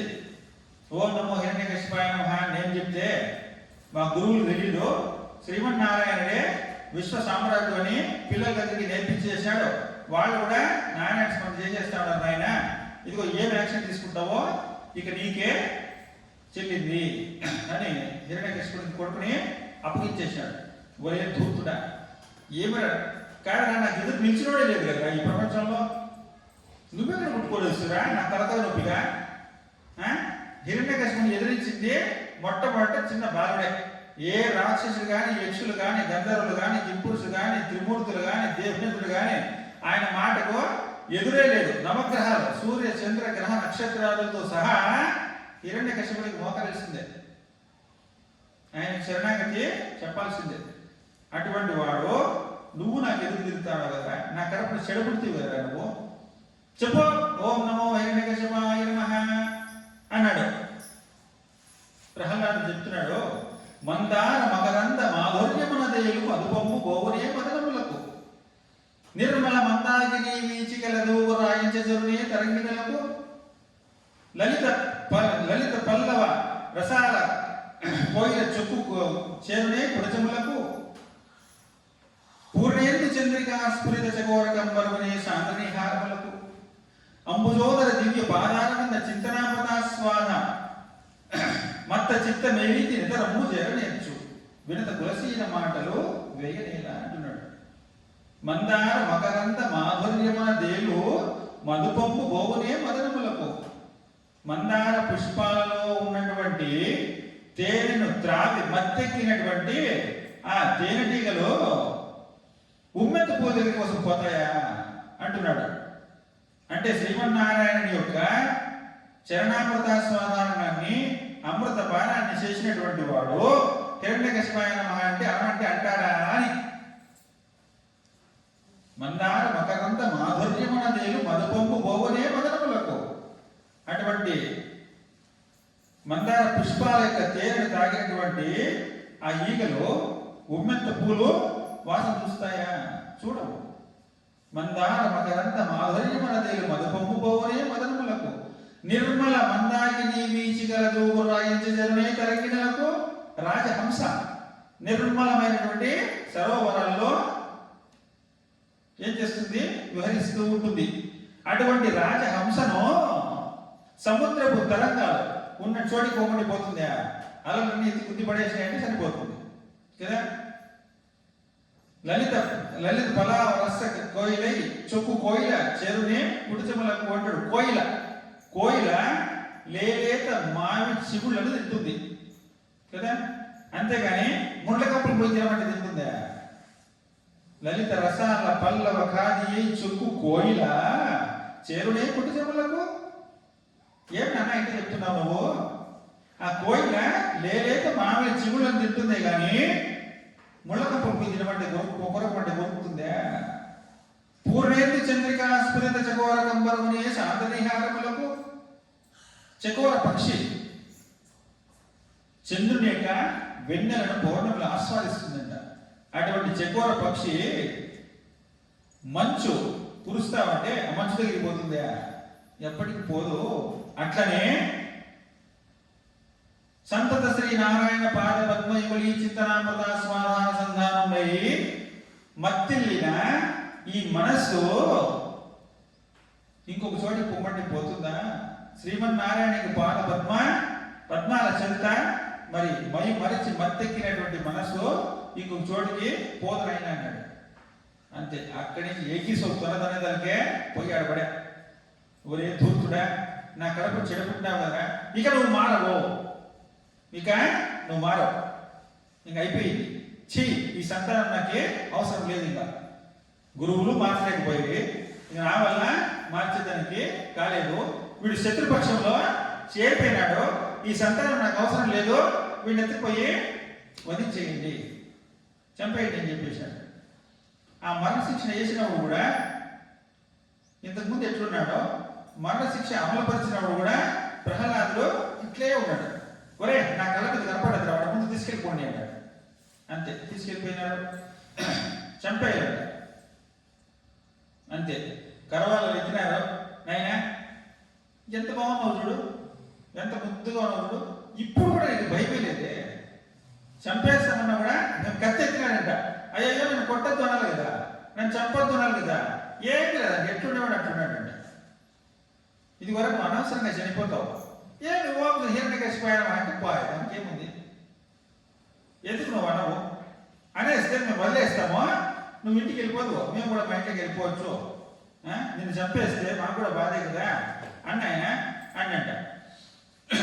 ఏమనాలా అన్నాడు. ఓం హిరణ్య కసిపోయా మహా, ముందు మీరు ఓం నమో నారాయణ అనేది నేర్చుకోండి అన్నాడు. మీరు ఓం నమో నారాయణ అనేది నేర్చుకోండి, అది సత్యము. నారాయణే విశ్వవ్యాప్తమైన పరమాత్మ. ఇది బాగుందిలే, నీకు శిరచ్ఛేదము కాక ఇక మాకు కూడా శిరచ్ఛేదాలు అయిపోతాయి అయినా, నీ కర్మ నువ్వు ఏం చేస్తావో అని చెప్పి అంతా కళ్ళ మూసుకోండి అన్నారు. రాక్షసులంతా కళ్ళు మూసుకొనేసి పట్టని కత్తితో పడపడ కూడా వేసేసారు. అందరూ కళ్ళు తీసినారు, ఇంటికి వెళ్ళిపోవచ్చులేదు. ఎట్లుండేవాడు అట్లున్నాడంట. మరి నీకు గొప్పదేనా, ఒరే కళ్ళు మూసుకుంటే వేయలేదా, కళ్ళు తెలిసి పొడిచేయండి, ఎందుకు ఈ బాలను చంపాలా అని చెప్పి మేము ఇచ్చి చేస్తే వీడు జావలేదని చెప్పి కళ్ళు మూసుకోవద్దండి, కళ్ళు తెరిచేయండి అని చెప్పి అందరూ ఓ పోటీ పడపడ పొడిచేసినారు, కత్తులు తీసేసినారు. అని తేడా ఉన్నాడు. ఓ ఇదే ప్రయత్నం. ఇట్లా ఇట్లా ఇట్లా ఇట్లా నరికినాడు. పాయ్ ఇట్లా నరుకుతాడు, కత్తి లోపలికి పోతా ఉంది, బయటకు వస్తానే ఉంది. ఆకాశాన్ని రెండు ముక్కలు చేయండి, ఇట్లా అవుతుందా? ఆకాశాన్ని నరికేదానికి గల, ఆకాశానికి ఆధారంగా ఉన్న పరమాత్మను ఇంకేం నరుకుతావు నువ్వు కదా. నైనం ఛిన్నంతి శస్త్రాన్ని నైనం దహతి పావక నా చైనం క్లేదయంత్యాప నా శేషయతి మారుత. అంతే. రాజ దర్బార్ నడుస్తూ ఉంది, పిలుచుకొని వచ్చాడు పిల్లోడిని. ఒరే ఇదేమిరా, చంపేసామన్నాను కదా నేను, మళ్ళీ పట్టుకుని వచ్చినారే వాడిని, ఇదిగో మీ కొడుకు మీరు చంపేసుకోండి, మామూలు కాదు అది. ఒరే విద్య నేర్పించారా అంటే విద్య నేర్పించే కాదు, ఒరే మార్చండి అంటే మార్చే కాదు, చంపేయండి వాడిని ఎత్తుకొని పోయి. నాయన ఇటు పొడిసేసి వాడు చావలేదు. చావలేదంటే పోయి ఒక కొడ మీద పిలుచుకోండి, అక్కడ పోయి నూకేసి పోయినాక తలకాయ గడి చనిపోతాడు. పిలిచిపోయినారు, పెద్ద కొండపైకి చూడు ప్రహ్లాద, కింద లోయ ఉంది. ఉమ్మ చూస్తే నిన్న గుబేరం అంటుంది, కింద చూస్తే రాడు. నూకేసామనుకో తలకాయ బయలు చేస్తావు. ఏది ఒక్కసారి అన్నాయన అంటే ఓం నమో నారాయణాయ తోసేసినారు ఆడి నుంచి. ఇంక పోనీ సాగు నువ్వు సాగిపోని అంతే. వీళ్ళు ఇంటికి పోయే లోపల ప్రహ్లాద ఆడున్నాడు. ఎవరు తీసుకొచ్చారు నేను నాకే తెలుసు, మీరే కదా తోసేసింది. ఆడోసేసి నేను ఉన్నాను. ఒరే మీకు ఎట్లా చంపాలనుకుంటే అట్లా చంపేయండి. ఇక కొండ కింద నేను చెప్పను, మీరు సముద్రంలో పారేస్తారో, అగ్నిలో తోసేస్తారో, పాములతో కనిపించేస్తారో, విషం పెట్టేస్తారో మీ ఇష్టం అన్నాడు. అగ్నిగుండంలో పారేసినారు, చావలేదు. విషం పెట్టేసినారు, పాములతో కనిపించినారు, ఏం చేసినా చావలేదు.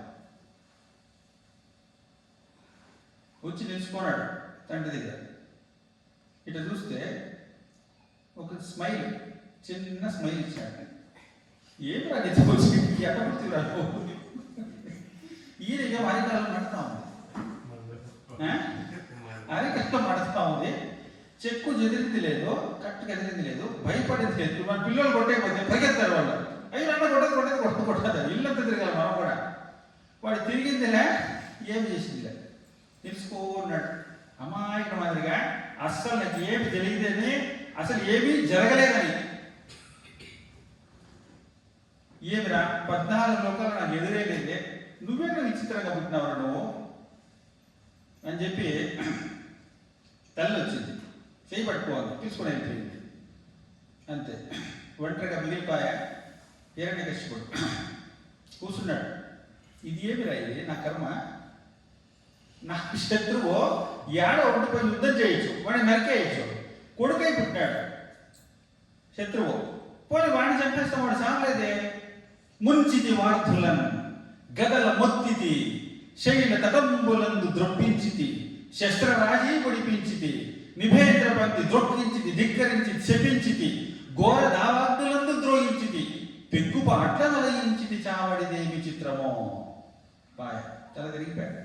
ముంచితి వార్ధులను సముద్రంలో పారేస్తే, గదల మొత్తితి గదలతో కొట్టిస్తే, శైల తటంబులందు ద్రొప్పించితి కొండలపై నుంచే తోసేపిస్తే, శస్త్ర రాజీ పొడిపించితి, నిభేంద్ర పంక్తి ద్రొప్పించితి, ఏనుగులతో తొక్కించేసాడంట. ఒరే ఏనుగులు గుంపులు పెట్టేసి ఆ కాలసంలో వేసేయండి రా.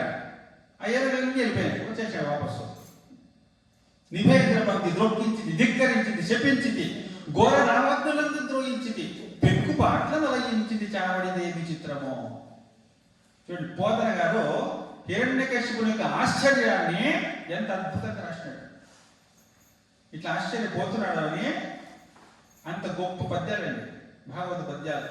ముంచితి వార్ధులను గదల మొత్తితి, అసలు దీనికి ఎక్స్ప్లెయిన్ చేసిన పనిలే కదా. ముంచితి వార్ధులను గదల మొత్తితి, శైల తటంబులందు ద్రొప్పించితి, శస్త్రరాజీ పొడిపించితి, నిభేంద్ర పంక్తి ద్రొప్పించితి, ధిక్కరించితి, శపించితి, ఘోర దావాగ్నులందు ద్రోహించితి, పెక్కుపాట్ల నలయించితి, చావడిదేమి చిత్రమో. ఆశ్చర్యాన్ని ప్రకటన చేసినాడు.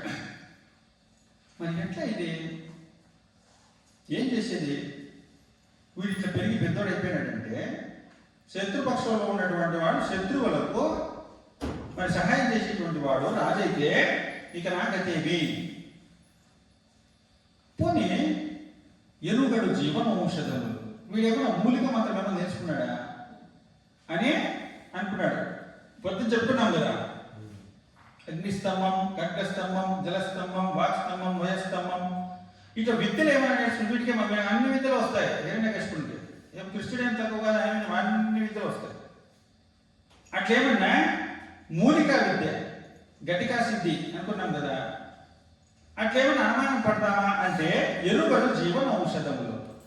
ఇట్లా చేస్తే రక్షింపబడతానటువంటి విద్యలు వీడికి ఏం తెలియదు. ఎరుగడు జీవన ఔషధములు, లేవరు భర్తలు లేరు, నన్ను ఎదిరించి నా కొడుకును రక్షిస్తా ఉండేటువంటి అజ్ఞాత శక్తులు ఎవరైనా ఉన్నారంటే అట్లేమి ఎవరు లేరు. ఎందుకంటే నన్ను ఎదిరించేవాడు ఎవరు లేరు కదా. అట్లా అనుకున్నాడు. ఎరుగడు జీవన ఔషధములు, ఎవరు భర్తలు లేరు, బాధలను అలరడు. కొడతామంటే శిక్షిస్తామంటే కనీసం చెయ్యండి ఇట్లా అంట పెట్టాడు. బాధలను అలరడు. నైజ తేజ మదత్యము జాడ్యము లేదు. పోనీ ఇదేమన్నా మీకు ఏమైనా దైవం పట్టిందా, ఏమైనా జాడ్యం అనుకుంటే లేదంట. నైజ తేజ మదర్థము జాడ్యము లేదు. నైజంగా ఉన్నాడు, సహజంగా ఉన్నాడు, ఆనందంగా ఉన్నాడు. మిక్కిలి మెరయిచున్నవాడు ఒక నివేశము దైన్యము నొందడింకనే తరంగుల తొలుతు నేసరికి దివ్యము వీని ప్రభావం పెట్టిదో.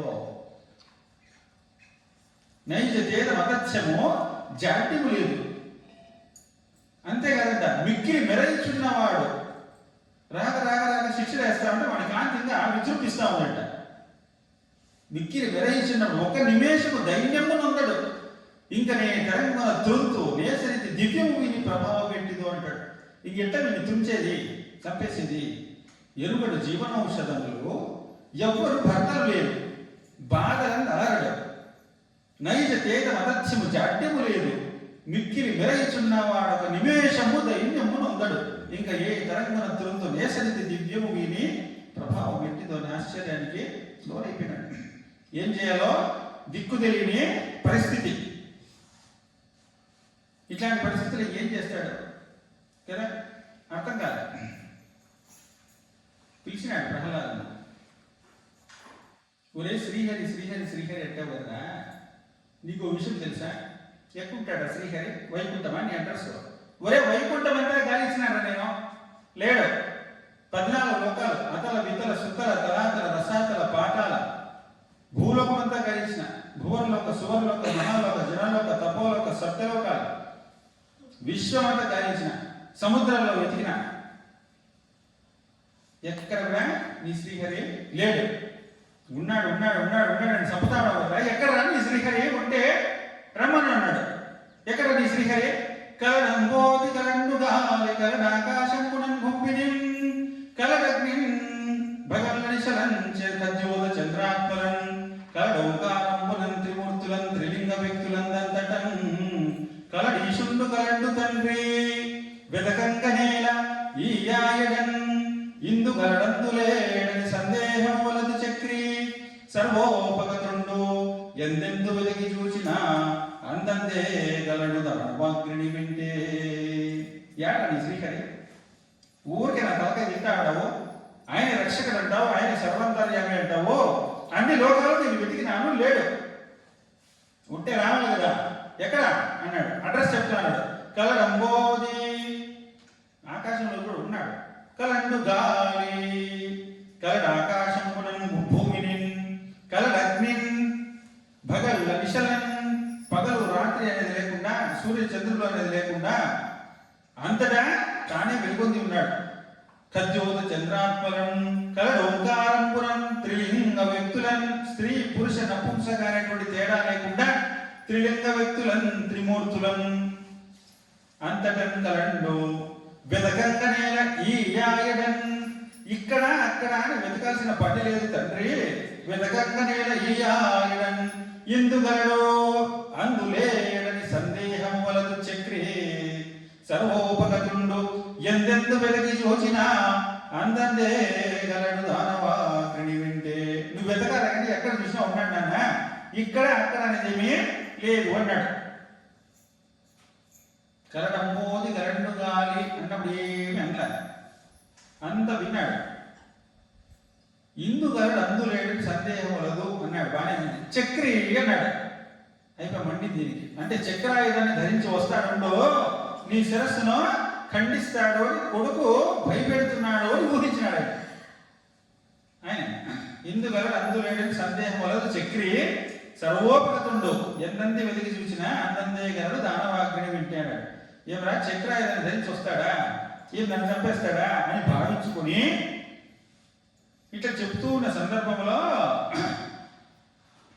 ఏమరా అక్కడ ఉన్నాడు ఇక్కడ ఉన్నాడు ఇక్కడ ఉన్నాడు అంటున్నావే, సర్వలోకాలు తిరిగినాను కదా అని చెప్పి స్తంభాన్ని ఎందుకు చూపించాడంటే కలడంబోది కలండు గాలి అన్నప్పుడు స్తంభం మీద చేయి పెట్టుకొని నిలబడి వింటా ఉన్నాడంట.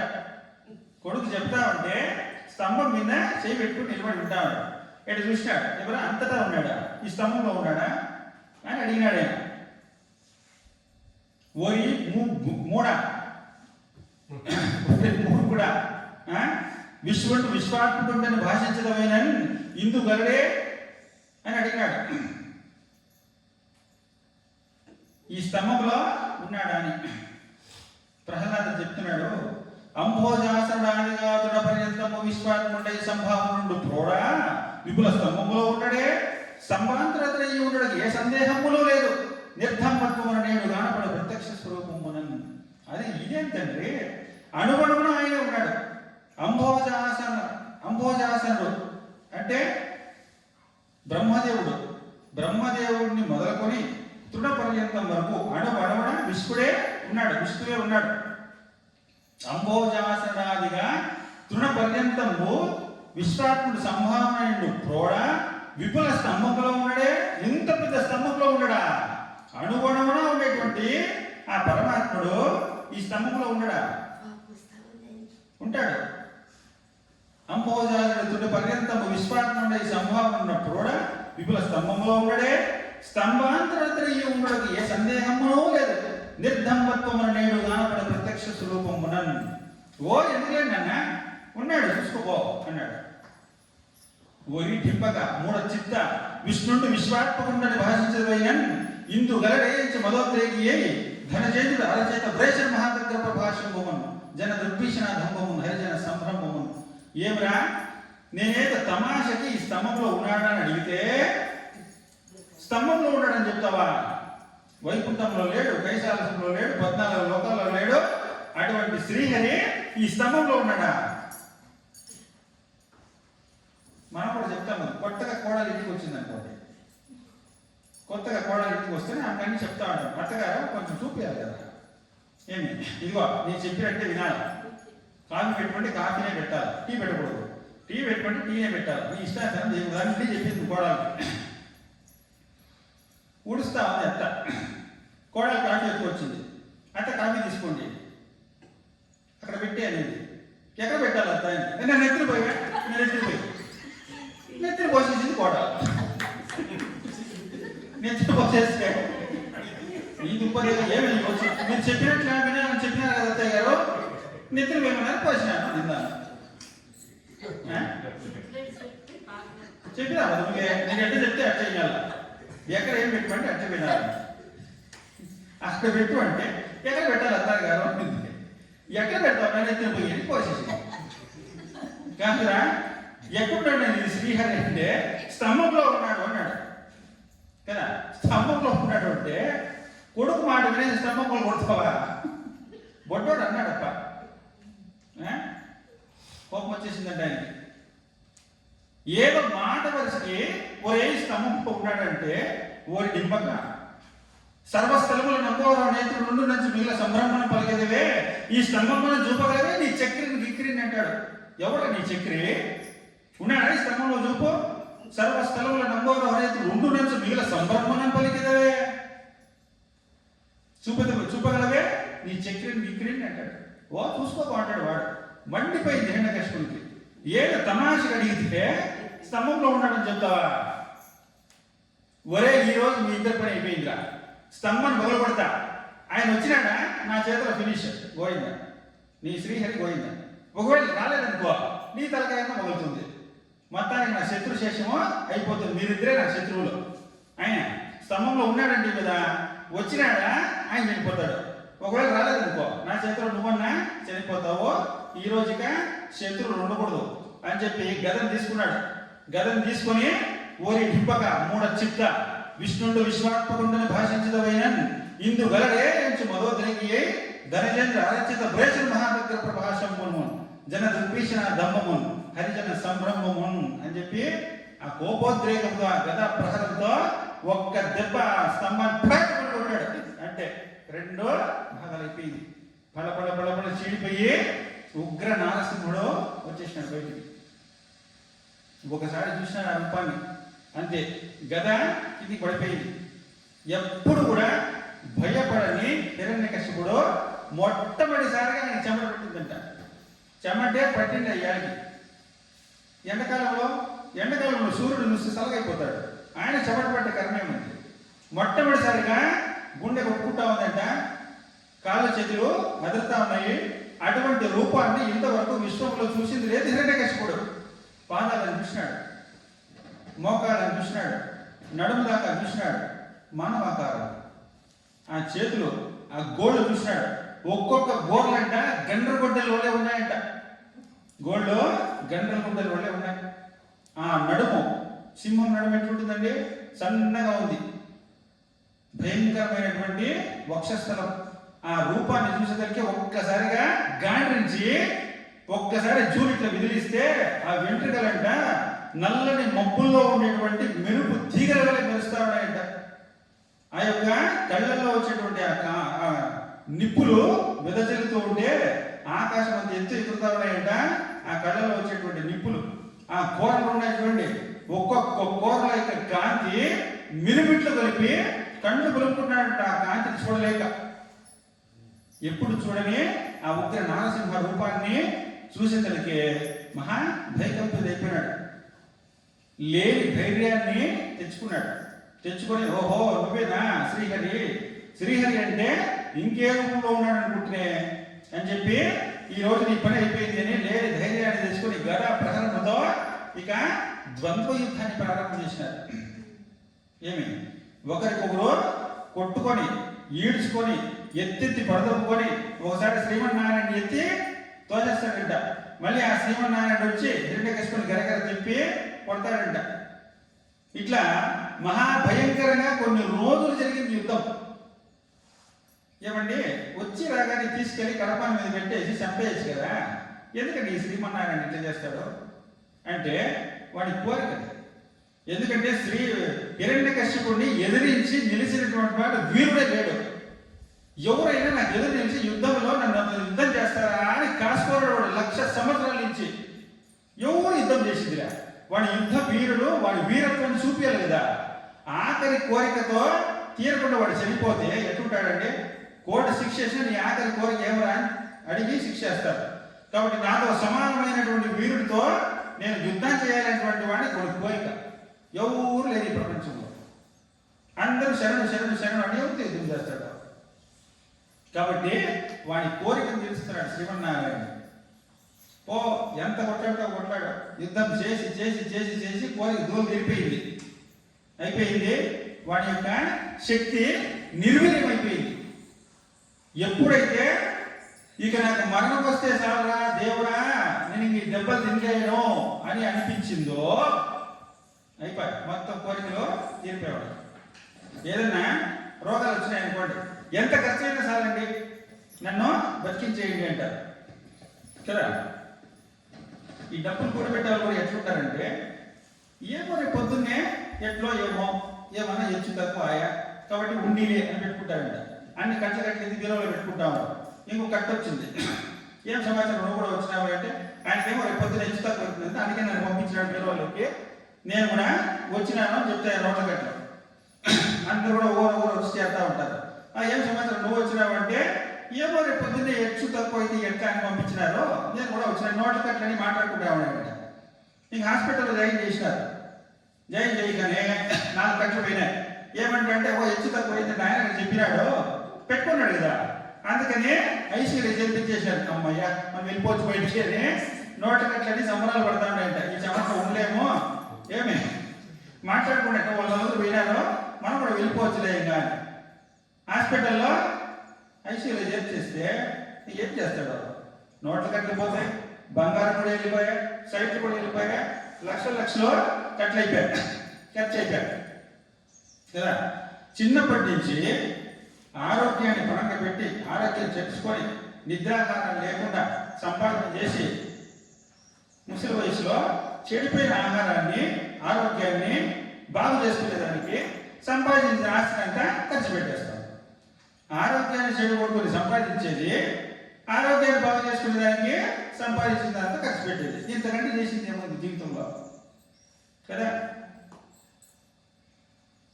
అట్లా హిరణ్యకశిపుడు ఆ భయంకరమైన రోగం వస్తే ఆస్తి అంతా అయిపోయాడు.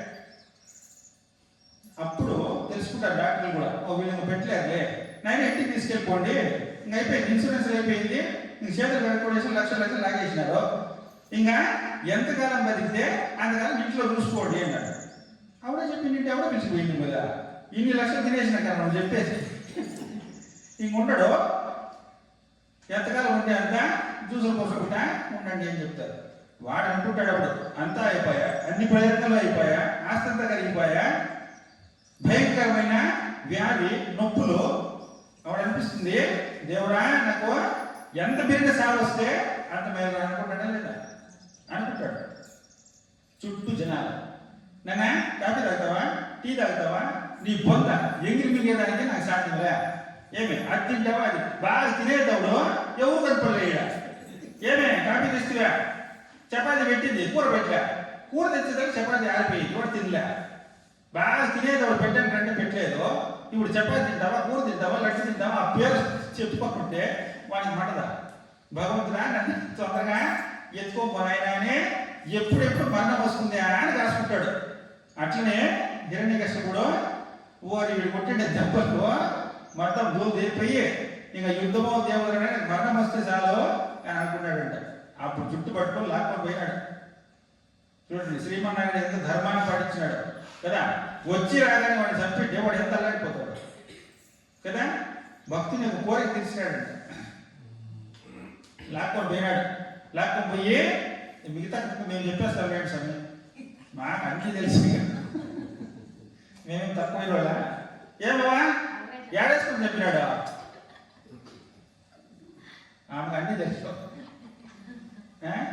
లోపల సాగకూడదు, బయట సాగకూడదు, ఎక్కడ కొంచెం సంవత్సరం దాంట్లో ఉంది.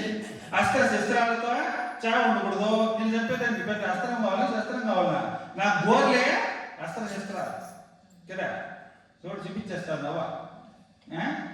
ఆకాశంలో సాగకూడదు, కింద సాగకూడదు, బయట సాగకూడదు, లోపల సాగకూడదు, పగలు కాదు రాత్రి కాదు.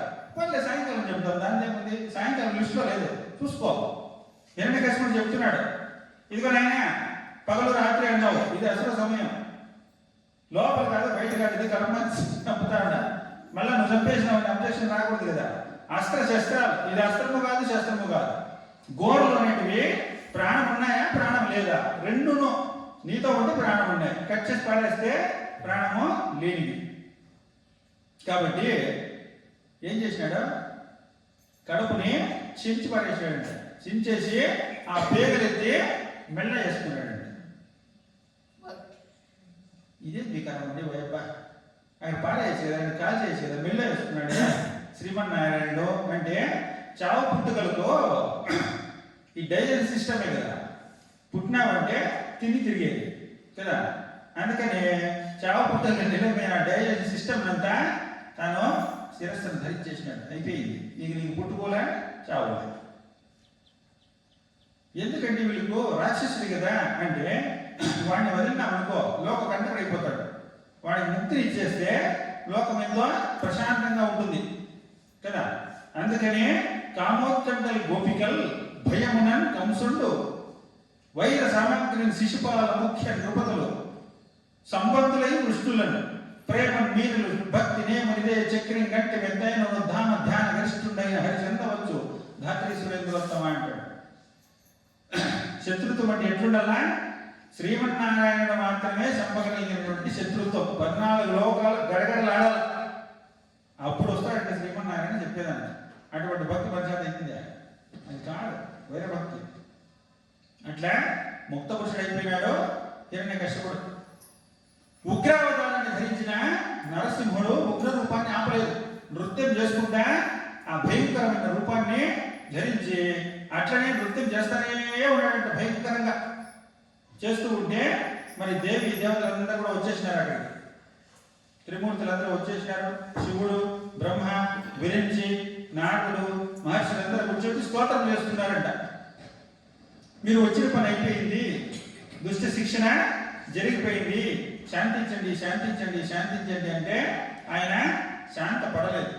ప్రహ్లాదుని చెప్పినారు, ఆయన ఇప్పుడు నరసింహావతారం వచ్చిందా? ప్రహ్లాదుని కోసం వచ్చిందా? హిరణ్యకశిపుడి కోసం వచ్చిందా?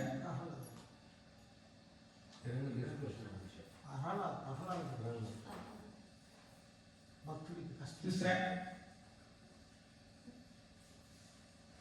చెప్పండి, మీకేమో మార్కులు ఇస్తామా లేకపోతే ఏమన్నా ప్రోగ్రెస్ రిపోర్ట్ ఇస్తామా? హిరణ్యకశిపుని అవతారం వచ్చింది, ప్రహ్లాదుని కోసం వచ్చిందా? హిరణ్యకశిపుడి కోసం వచ్చిందా?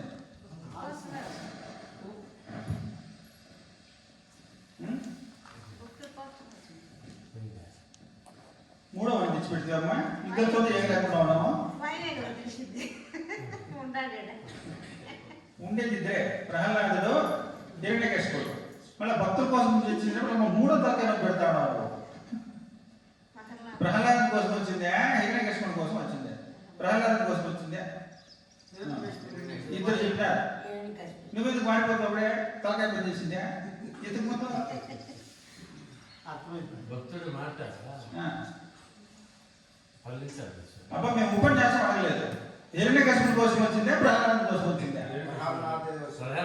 అట్లా అంతే ప్రహ్లాదం కోసం వచ్చింది అటు చెప్పేయండి అంతే నేను ఎక్స్ప్లెనేషన్ అడగలే రెండే మాట్లాడు ప్రహ్లాదం కోసం వచ్చింది ఇకంటాడు హిరణ్యకశిపుడికి వెళ్తావో నువ్వే మావా తలకాయ అబద్ధం చెప్పి తోకతో లేదని అంటావా ఇట్లనేద్దో నోటితో చెప్పు హిరణ్యకశిపుడి కోసం వచ్చింది ఇంకా రెండు పార్టీలు ఉన్నాయి ఉండేది రెండు పేర్లు కొంతమంది చెప్పారు కొంతమంది చెప్పారు నేను క్లారిఫికేషన్ అడగలే రెండు పేర్లు చెప్పండి మీరు అంతా వింటారు ప్రహ్లాదం కోసం రావాలంటే అంత పెద్ద అవతారాన్ని ధరించి ఎందుకు రావాలా అణువణువుగా చూస్తాడు కదా అణువణువుగా చూసేటువంటి ప్రహ్లాదం కోసము ఇంత కష్టపడి ఇంత వేషాన్ని చేసుకుని ఎందుకు రావాలి మరి హిరణ్యకశిపుని అవతారం వచ్చింది హిరణ్యకశిపుని కోసం ప్రహ్లాదం కోసం కాదు ఆయన కోసం నరసింహావతారం ఎత్తాల్సిన పనిలే ఏ రూపాన్ని ధరించాల్సిన పనిలే విశ్వమంతా దర్శిస్తానే ఉన్నాడు శ్రీమన్నారాయణుడు ప్రత్యేకంగా ఎందుకు వస్తాడు ప్రహ్లాదం కోసం కదా వచ్చింది హిరణ్యకశిపుని కోసం ఆ రూపాన్ని ధరిస్తేనే వాడు నశిస్తాడు ఎందుకు నరసింహస్వామి యక్షుడా కిన్నెరుడా కింపురుషుడా గంధర్వుడా మానవుడా జంతువా ఏది కాదు రాక్షసుడా ఏది కాదు కదా అందుకే చనిపోయినాడు సగం శరీరము మానవుడు సగం శరీరము జంతువు ఉన్నటువంటి ప్రాణితో నేను చనిపోకూడదు అని కోరుకున్నాడు ఏమన్నా కోరలే కదా అందుకని వచ్చింది హిరణ్యకశిపుని కోసం కాబట్టి నాయన నువ్వు వచ్చిన పని అయిపోయింది అని గుర్తు చేస్తున్నారు దేవతలంతా వచ్చిన పని అయిపోయింది శాంతించు శాంతించు నరసింహ నరత్వాన్ని హరించేటువంటి వాడు బ్రహ్మత్వాన్ని ప్రసాదించేడు నరహరి అంటే నరత్వాన్ని హరించి బ్రహ్మత్వాన్ని ప్రసాదించేటువంటి వాడు నరసింహుడు నరహరి ప్రార్థన చేసినాడు ఎవరు ప్రార్థన చేసినా ఆ ఉగ్ర నరసింహుడు మరి శాంత పడలే లక్ష్మీదేవిని ఆవాహనం చేసినారు అమ్మా మీ భర్త ఆ టెక్నిక్ అన్ని మీకే తెలుసు మేము ఇంతమందికే ప్రార్థన చేసినా కుదరలే మీ ఆయన్ని కొంచెం శాంతపరచమ్మా అన్నారు ఏమి ఆవిడ కలగ తెచ్చుకుంటే ఆవిడ తెలుసంట ఏం చేయాలి మరి స్తోత్రం చేసి శ్రీమన్నారాయణని కౌగిలించుకోండి అంటే పెనుశిల కౌగిలించుకోండి ఆ కౌగిలించుకున్నాడు ఆ నృత్యం చేసుకుంటే అడవులంతా దాటేసినాడంటే ఆ నరసింహుడు కాబట్టి అహోబిల క్షేత్రంలో ఇది జరిగింది అని మన చరిత్ర చెప్తుంది అక్కడి నుంచి నృత్యం చేసుకుంటూ పోతే లక్ష్మీదేవి ఎక్కడ పెదవేసుకుందో ఆ క్షేత్రాన్ని పెనుశిల క్షేత్రము అంటారు ఇప్పుడు దాన్ని పెంచలకోన అంటారు నెల్లూరు జిల్లాలో ఉంది పెంచలకోన అంటారు పెనుశిల క్షేత్రాన్ని వాడకలో పిలుస్తూ పెంచలకోన అయిపోయింది అట్లా లక్ష్మీదేవి శాంతపరిచి శాంత నరసింహుడైనాడు కాబట్టి హిరణ్యకశ్యపుడిని చంపేటప్పటి నుంచి శాంత రూపంలో ఉన్నటువంటి నరసింహులు ఉన్నారు నరసింహులు రౌద్రాకారంతో వచ్చినటువంటి వాడు దేవతలు ప్రార్థించినప్పుడు ఒక అవతారం ప్రహ్లాదుడు ప్రార్థించినప్పుడు ఒక అవతారం అట్లా నరసింహ క్షేత్రం ఏది అహోబిల క్షేత్రం నరసింహలో అక్కడే ఉన్నాయి 9 నరసింహావతారాలు అంటే 9 సార్లు వచ్చినాడని కాదు 9 రూపాలను ధరించి ఉగ్ర రూపం నుండి శాంత రూపాన్ని ధరించి పెనుశిల క్షేత్రంలో నిలబడినాడు అనమాట అది ప్రహ్లాద చరిత్ర దీన్ని విన్నా కన్నా అర్థం చేసుకున్నా వాళ్ళకు మహాపుణ్యం అంట పుణ్య లోకాలు లభిస్తాయి సత్వగుణ సంపన్నులు అవుతారని సాధనలో ముందుకు సాధన ఫలశ్రుతి దీనికి భక్తిపరంగా రహస్యమేమి దేవుని నమ్మినవాడో ఎన్నడో చెడిపోడు కదా భగవంతుని నమ్ముకున్నటువంటి వాడు, గురువును నమ్ముకున్నటువంటి వాడు ఎప్పుడు కూడా చెడిపోడు. కష్టాలు వస్తాయి, కష్టాలు వస్తాయి. ప్రహ్లాదానికి రాలేదా? వచ్చినాయి. కానీ కష్టాలు రాకూడదు అని ప్రార్థన చేయకూడదంట. కష్టగల కొడబేడ ఎనలారే రామ, కష్ట సహిసువ సహనే కొడు ನನಗೆ రామ, రామ రామ రామ రామ, ಇನ್ನಷ್ಟು ಬೇಕೆನ್ನ ಹೃದಯಕ್ಕೆ ರಾಮ, ನಿನ್ನಷ್ಟು ನೆಮ್ಮದಿಯು ಎಂದಿಹುದು ರಾಮ, ರಾಮ ರಾಮ ರಾಮ ರಾಮ. కష్టగల కొడబేడ ఎనలార రామ, కష్ట సహిసువ సహనే కొడు ನನಗೆ రామ. కష్టాలు ఇవ్వద్దు అని ప్రార్థన చేయకూడదంట. ఆ కష్టాలను సహించుకునేటువంటి శక్తిని ప్రసాదించు అని ప్రార్థన చేయాలంట. ఎందుకంటే కర్మ సిద్ధాంతానికి వ్యతిరేకంగా ప్రార్థన చేసిన ఫలించవు. కర్మ ప్రకారం కష్టాలు వస్తాయి. ఆ కష్టాలను ఎదుర్కొనేటువంటి శక్తిని ప్రసాదించని ప్రార్థన చేయాలంట భగవంతుణ్ణి. ప్రహ్లాదుడు ఆ కష్టాల్లో నెగ్గినాడు లేదా?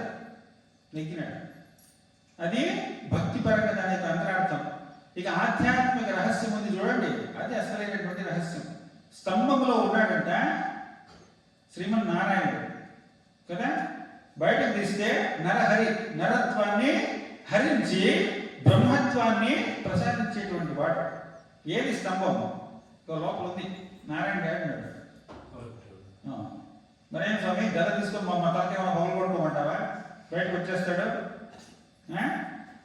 నేను అటువంటి అహంకారమే ఉక్కు స్తంభం లాగా ఉంది కదా. నేను నేను నేను నేను అంటున్నావు, ఎంత గట్టిగా ఉన్నది. ఉక్కు స్తంభం లాగా ఉంది, గట్టిగా కదా. నేను నాది, కర్త భోక్త. అహంకారము కర్తగా భోక్తగా ఉంది, రెండు కలిసే ఉన్నాయి. ఇప్పుడు దేవాలయానికి పోతాం అనుకోండి, ఒకే వాకిలి ఉండలేదు, రెండు వాక్యాలు ఉంటాయి గర్భగుడికి కదా. ఏ దేవస్థానానికి కన్నా పోండి, గర్భగుడికి రెండు వాక్యాలు ఉంటాయి. రెండు వాక్యాలు తీస్తేనే భగవంతుడు కనిపిస్తాడు. స్తంభం స్తంభంగా ఉంటే లోపలే వచ్చాడు నారాయణుడు. రెండు భాగాలు అయిపోతే శ్రీమన్నారాయణుడు బయటకు వస్తాడు. డివైడ్ అండ్ రూల్ అర్థమైన సంఘటిత మాయ, పంచకోశాల యొక్క సమ్మిళనమే మాయ. ఎప్పుడైతే మనం డివైడ్ చేసేస్తే వస్తామో, ఆత్మ అనేటువంటిది శరీరానికి అతుక్కొని ఉందా, విలక్షణంగా ఉందా? లోపల ఆత్మ ఉందా, చైతన్యం ఉందా? శరీరానికి అతుక్కొని ఉందా, విలక్షణంగా ఉందా? అంటుకోలేదు.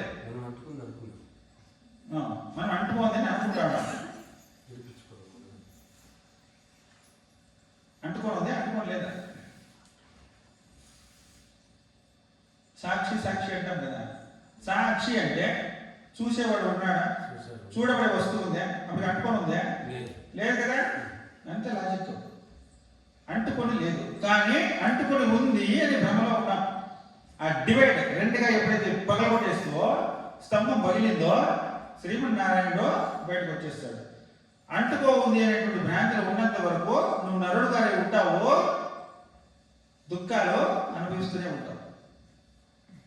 దేహాభిమాన పాశేన చిరం భద్దోషి పుత్రగా బోధహం జ్ఞానకఠ్యేన తన్యకృత్తిస్థితి భవ. ఏ గదా ప్రకారం చేస్తుంది, ఏ గదతో పగలగొట్టాలా? నేను జీవుని కాదు, నేను సాక్షాత్తు పరమేశ్వరుణ్ణే. మనో బుద్ధి అహంకార చిత్తాది నాహం, న శ్రోత్రం న జిహ్వా న చ ఘ్రాణ నేత్రే న చ వ్యోమ భూమి న తేజో నా వాయు చిదానంద రూప శివోహం శివోహం. ఈ ఖడ్గంతో ఆ స్తంభాన్ని పగలగొట్టేస్తే రెండు భాగాలు అయిపోయి నరసింహస్వామి వచ్చేసి నరత్వాన్ని హరించి బ్రహ్మత్వాన్ని ప్రసాదిస్తాడంట. క్షీరసాగర మదనమన్నా అహంకారాన్ని విచ్ఛేదనం చేయడం అన్నా రెండు ఒకటే. ఆ కథ అర్థం పోతే దీంట్లో అన్న అర్థం చేసుకుంటారు. ఎన్నో మార్గాల్లో చెప్పుకుంటూ వస్తున్నాడు అనమాట. ఇక్కడ శ్రీకృష్ణుడి యొక్క విగ్రహాన్ని పెడతాం, దాని మీద ఒక పాత్రని బోర్లిస్తాం. ఇప్పుడు కృష్ణుడు కనపడాలంటే కూర్చొని భజన చేస్తే కృష్ణుడు కనపడతాడా? అభిషేకం చేస్తే కనపడతాడా? యజ్ఞం చేస్తే కనపడతాడా? ఏం చేస్తే కనపడతాడు? బోర్లేసిన పాత్ర తీసేస్తే కృష్ణుడు ఆడే ఉన్నాడు. ఆయన లోపల ఉన్నాడు శ్రీమన్నారాయణ. కనపడాలంటే ఏం చేయాలా? ఏది అడ్డుందో నన్ను తీసేయి. నేను అనే అహంకారమే అడ్డు. ఉక్కు స్తంభం లాగా ఉంది, దాన్ని పగలగొట్టాయి, బయటకు వచ్చేస్తాడు కదా. లోపల ఉన్నాడు పరమాత్మ. నీ అహంకారమే అడ్డు. నేను నేను నేను అని. అందుకే రమణ భగవన్ చెప్పింది హోయామై అని. హోయామై ప్రశ్నించడమే గదా ప్రహరం. అహంకారానికి గొడ్డలి పెట్టు, మూలంతో సహా ఛేదింపబడుతుంది. పాత్ర, కృష్ణుడి బొమ్మ పైన బోర్లించిన పాత్ర తీసేయాలి. నేను అనేటువంటి అహంకారంతో ఉన్నటువంటి పంచకోశాలే అడ్డు. పంచకోశాలు ఎప్పుడు తొలగిస్తామో నీవే నారాయణుడు. నేను ఈ పంచకోశాలు ధరించినానే కానీ ధరించినటువంటి వస్తువులు నేను కాదు, నా చేత ధరింపబడి ఉన్నాయి. ఇవి ఈ షర్ట్ నేనా, ఈ పంచ నేనా కాదు, నేను ధరించి ఉన్నాను. ధరించిన నేను వేరు, ఇవి వేరు. అట్టనే ఈ శరీరాన్ని నేను ధరించి ఉన్నాను, మనస్సుని ధరించి ఉన్నాను, బుద్ధిని ధరించి ఉన్నాను. అంతేగాని ధరించిన అవి నేను కాదు అని ఎప్పుడైతే తెలుసుకుంటావో అదే స్తంభం పగిలిపోవడం. డివైడ్ అండ్ రూల్ కలిసే ఉంది. చైతన్యము నేను ఒకటే అని కలుపుకున్నాం. నేను వేరు, ఈ శరీరం వేరు అని ఎప్పుడైతే డివైడ్ చేసేస్తావో నువ్వు సాక్షిగా ఉండిపోతావు. శరీరముగా వ్యవహరిస్తూ ఉన్నాం మనము. శరీరంలో ఉన్నటువంటి సాక్షిగా వ్యవహరిస్తున్నారు జ్ఞానులు. శరీరంగా వ్యవహరిస్తే శరీరానికి సంబంధించిన ప్యాకేజ్, సాక్షిగా వ్యవహరిస్తే సత్యము, జ్ఞానము, ఆనందము అదే దానికి ప్యాకేజ్. ఆనందమే దానికి ప్యాకేజ్, దీనికి దుఃఖమే. నీకు ఏ విధంగా సెలెక్ట్ చేసుకోవచ్చు, అంతే కదా. కాబట్టి సత్య స్వరూపాన్ని ఎప్పుడైతే తెలుసుకునే ప్రయత్నం చేస్తామో అప్పుడు నిశ్చలమైన, నిరాకారమైన, అద్వయమైన, అఖండమైన, పరిపూర్ణమైన తనను తాను తెలుసుకొని ఆనంద సాగరములో మునకలు వేస్తూ ఇక దుఃఖము అంటే ఏమో కూడా తెలియనటువంటి స్థితికి చేరుకుంటాడట మానవుడు. దాన్నే ఆత్యంతిక దుఃఖ నివృత్తి, పరమానంద ప్రాప్తి. అటువంటి పరమానంద ప్రాప్తి అందరికీ కలగాలని ప్రార్థిస్తూ ఈరోజు ఉపన్యాసాన్ని నిర్మించుకుందాం. ఓం సర్వే భవంతు సుఖినః, సర్వే సంతు నిరామయాః, సర్వే భద్రాణి పశ్యంతు, మా కశ్చిత్ దుఃఖభాగ్ భవేత్. ఓం శాంతి శాంతి శాంతి. హరి ఓం.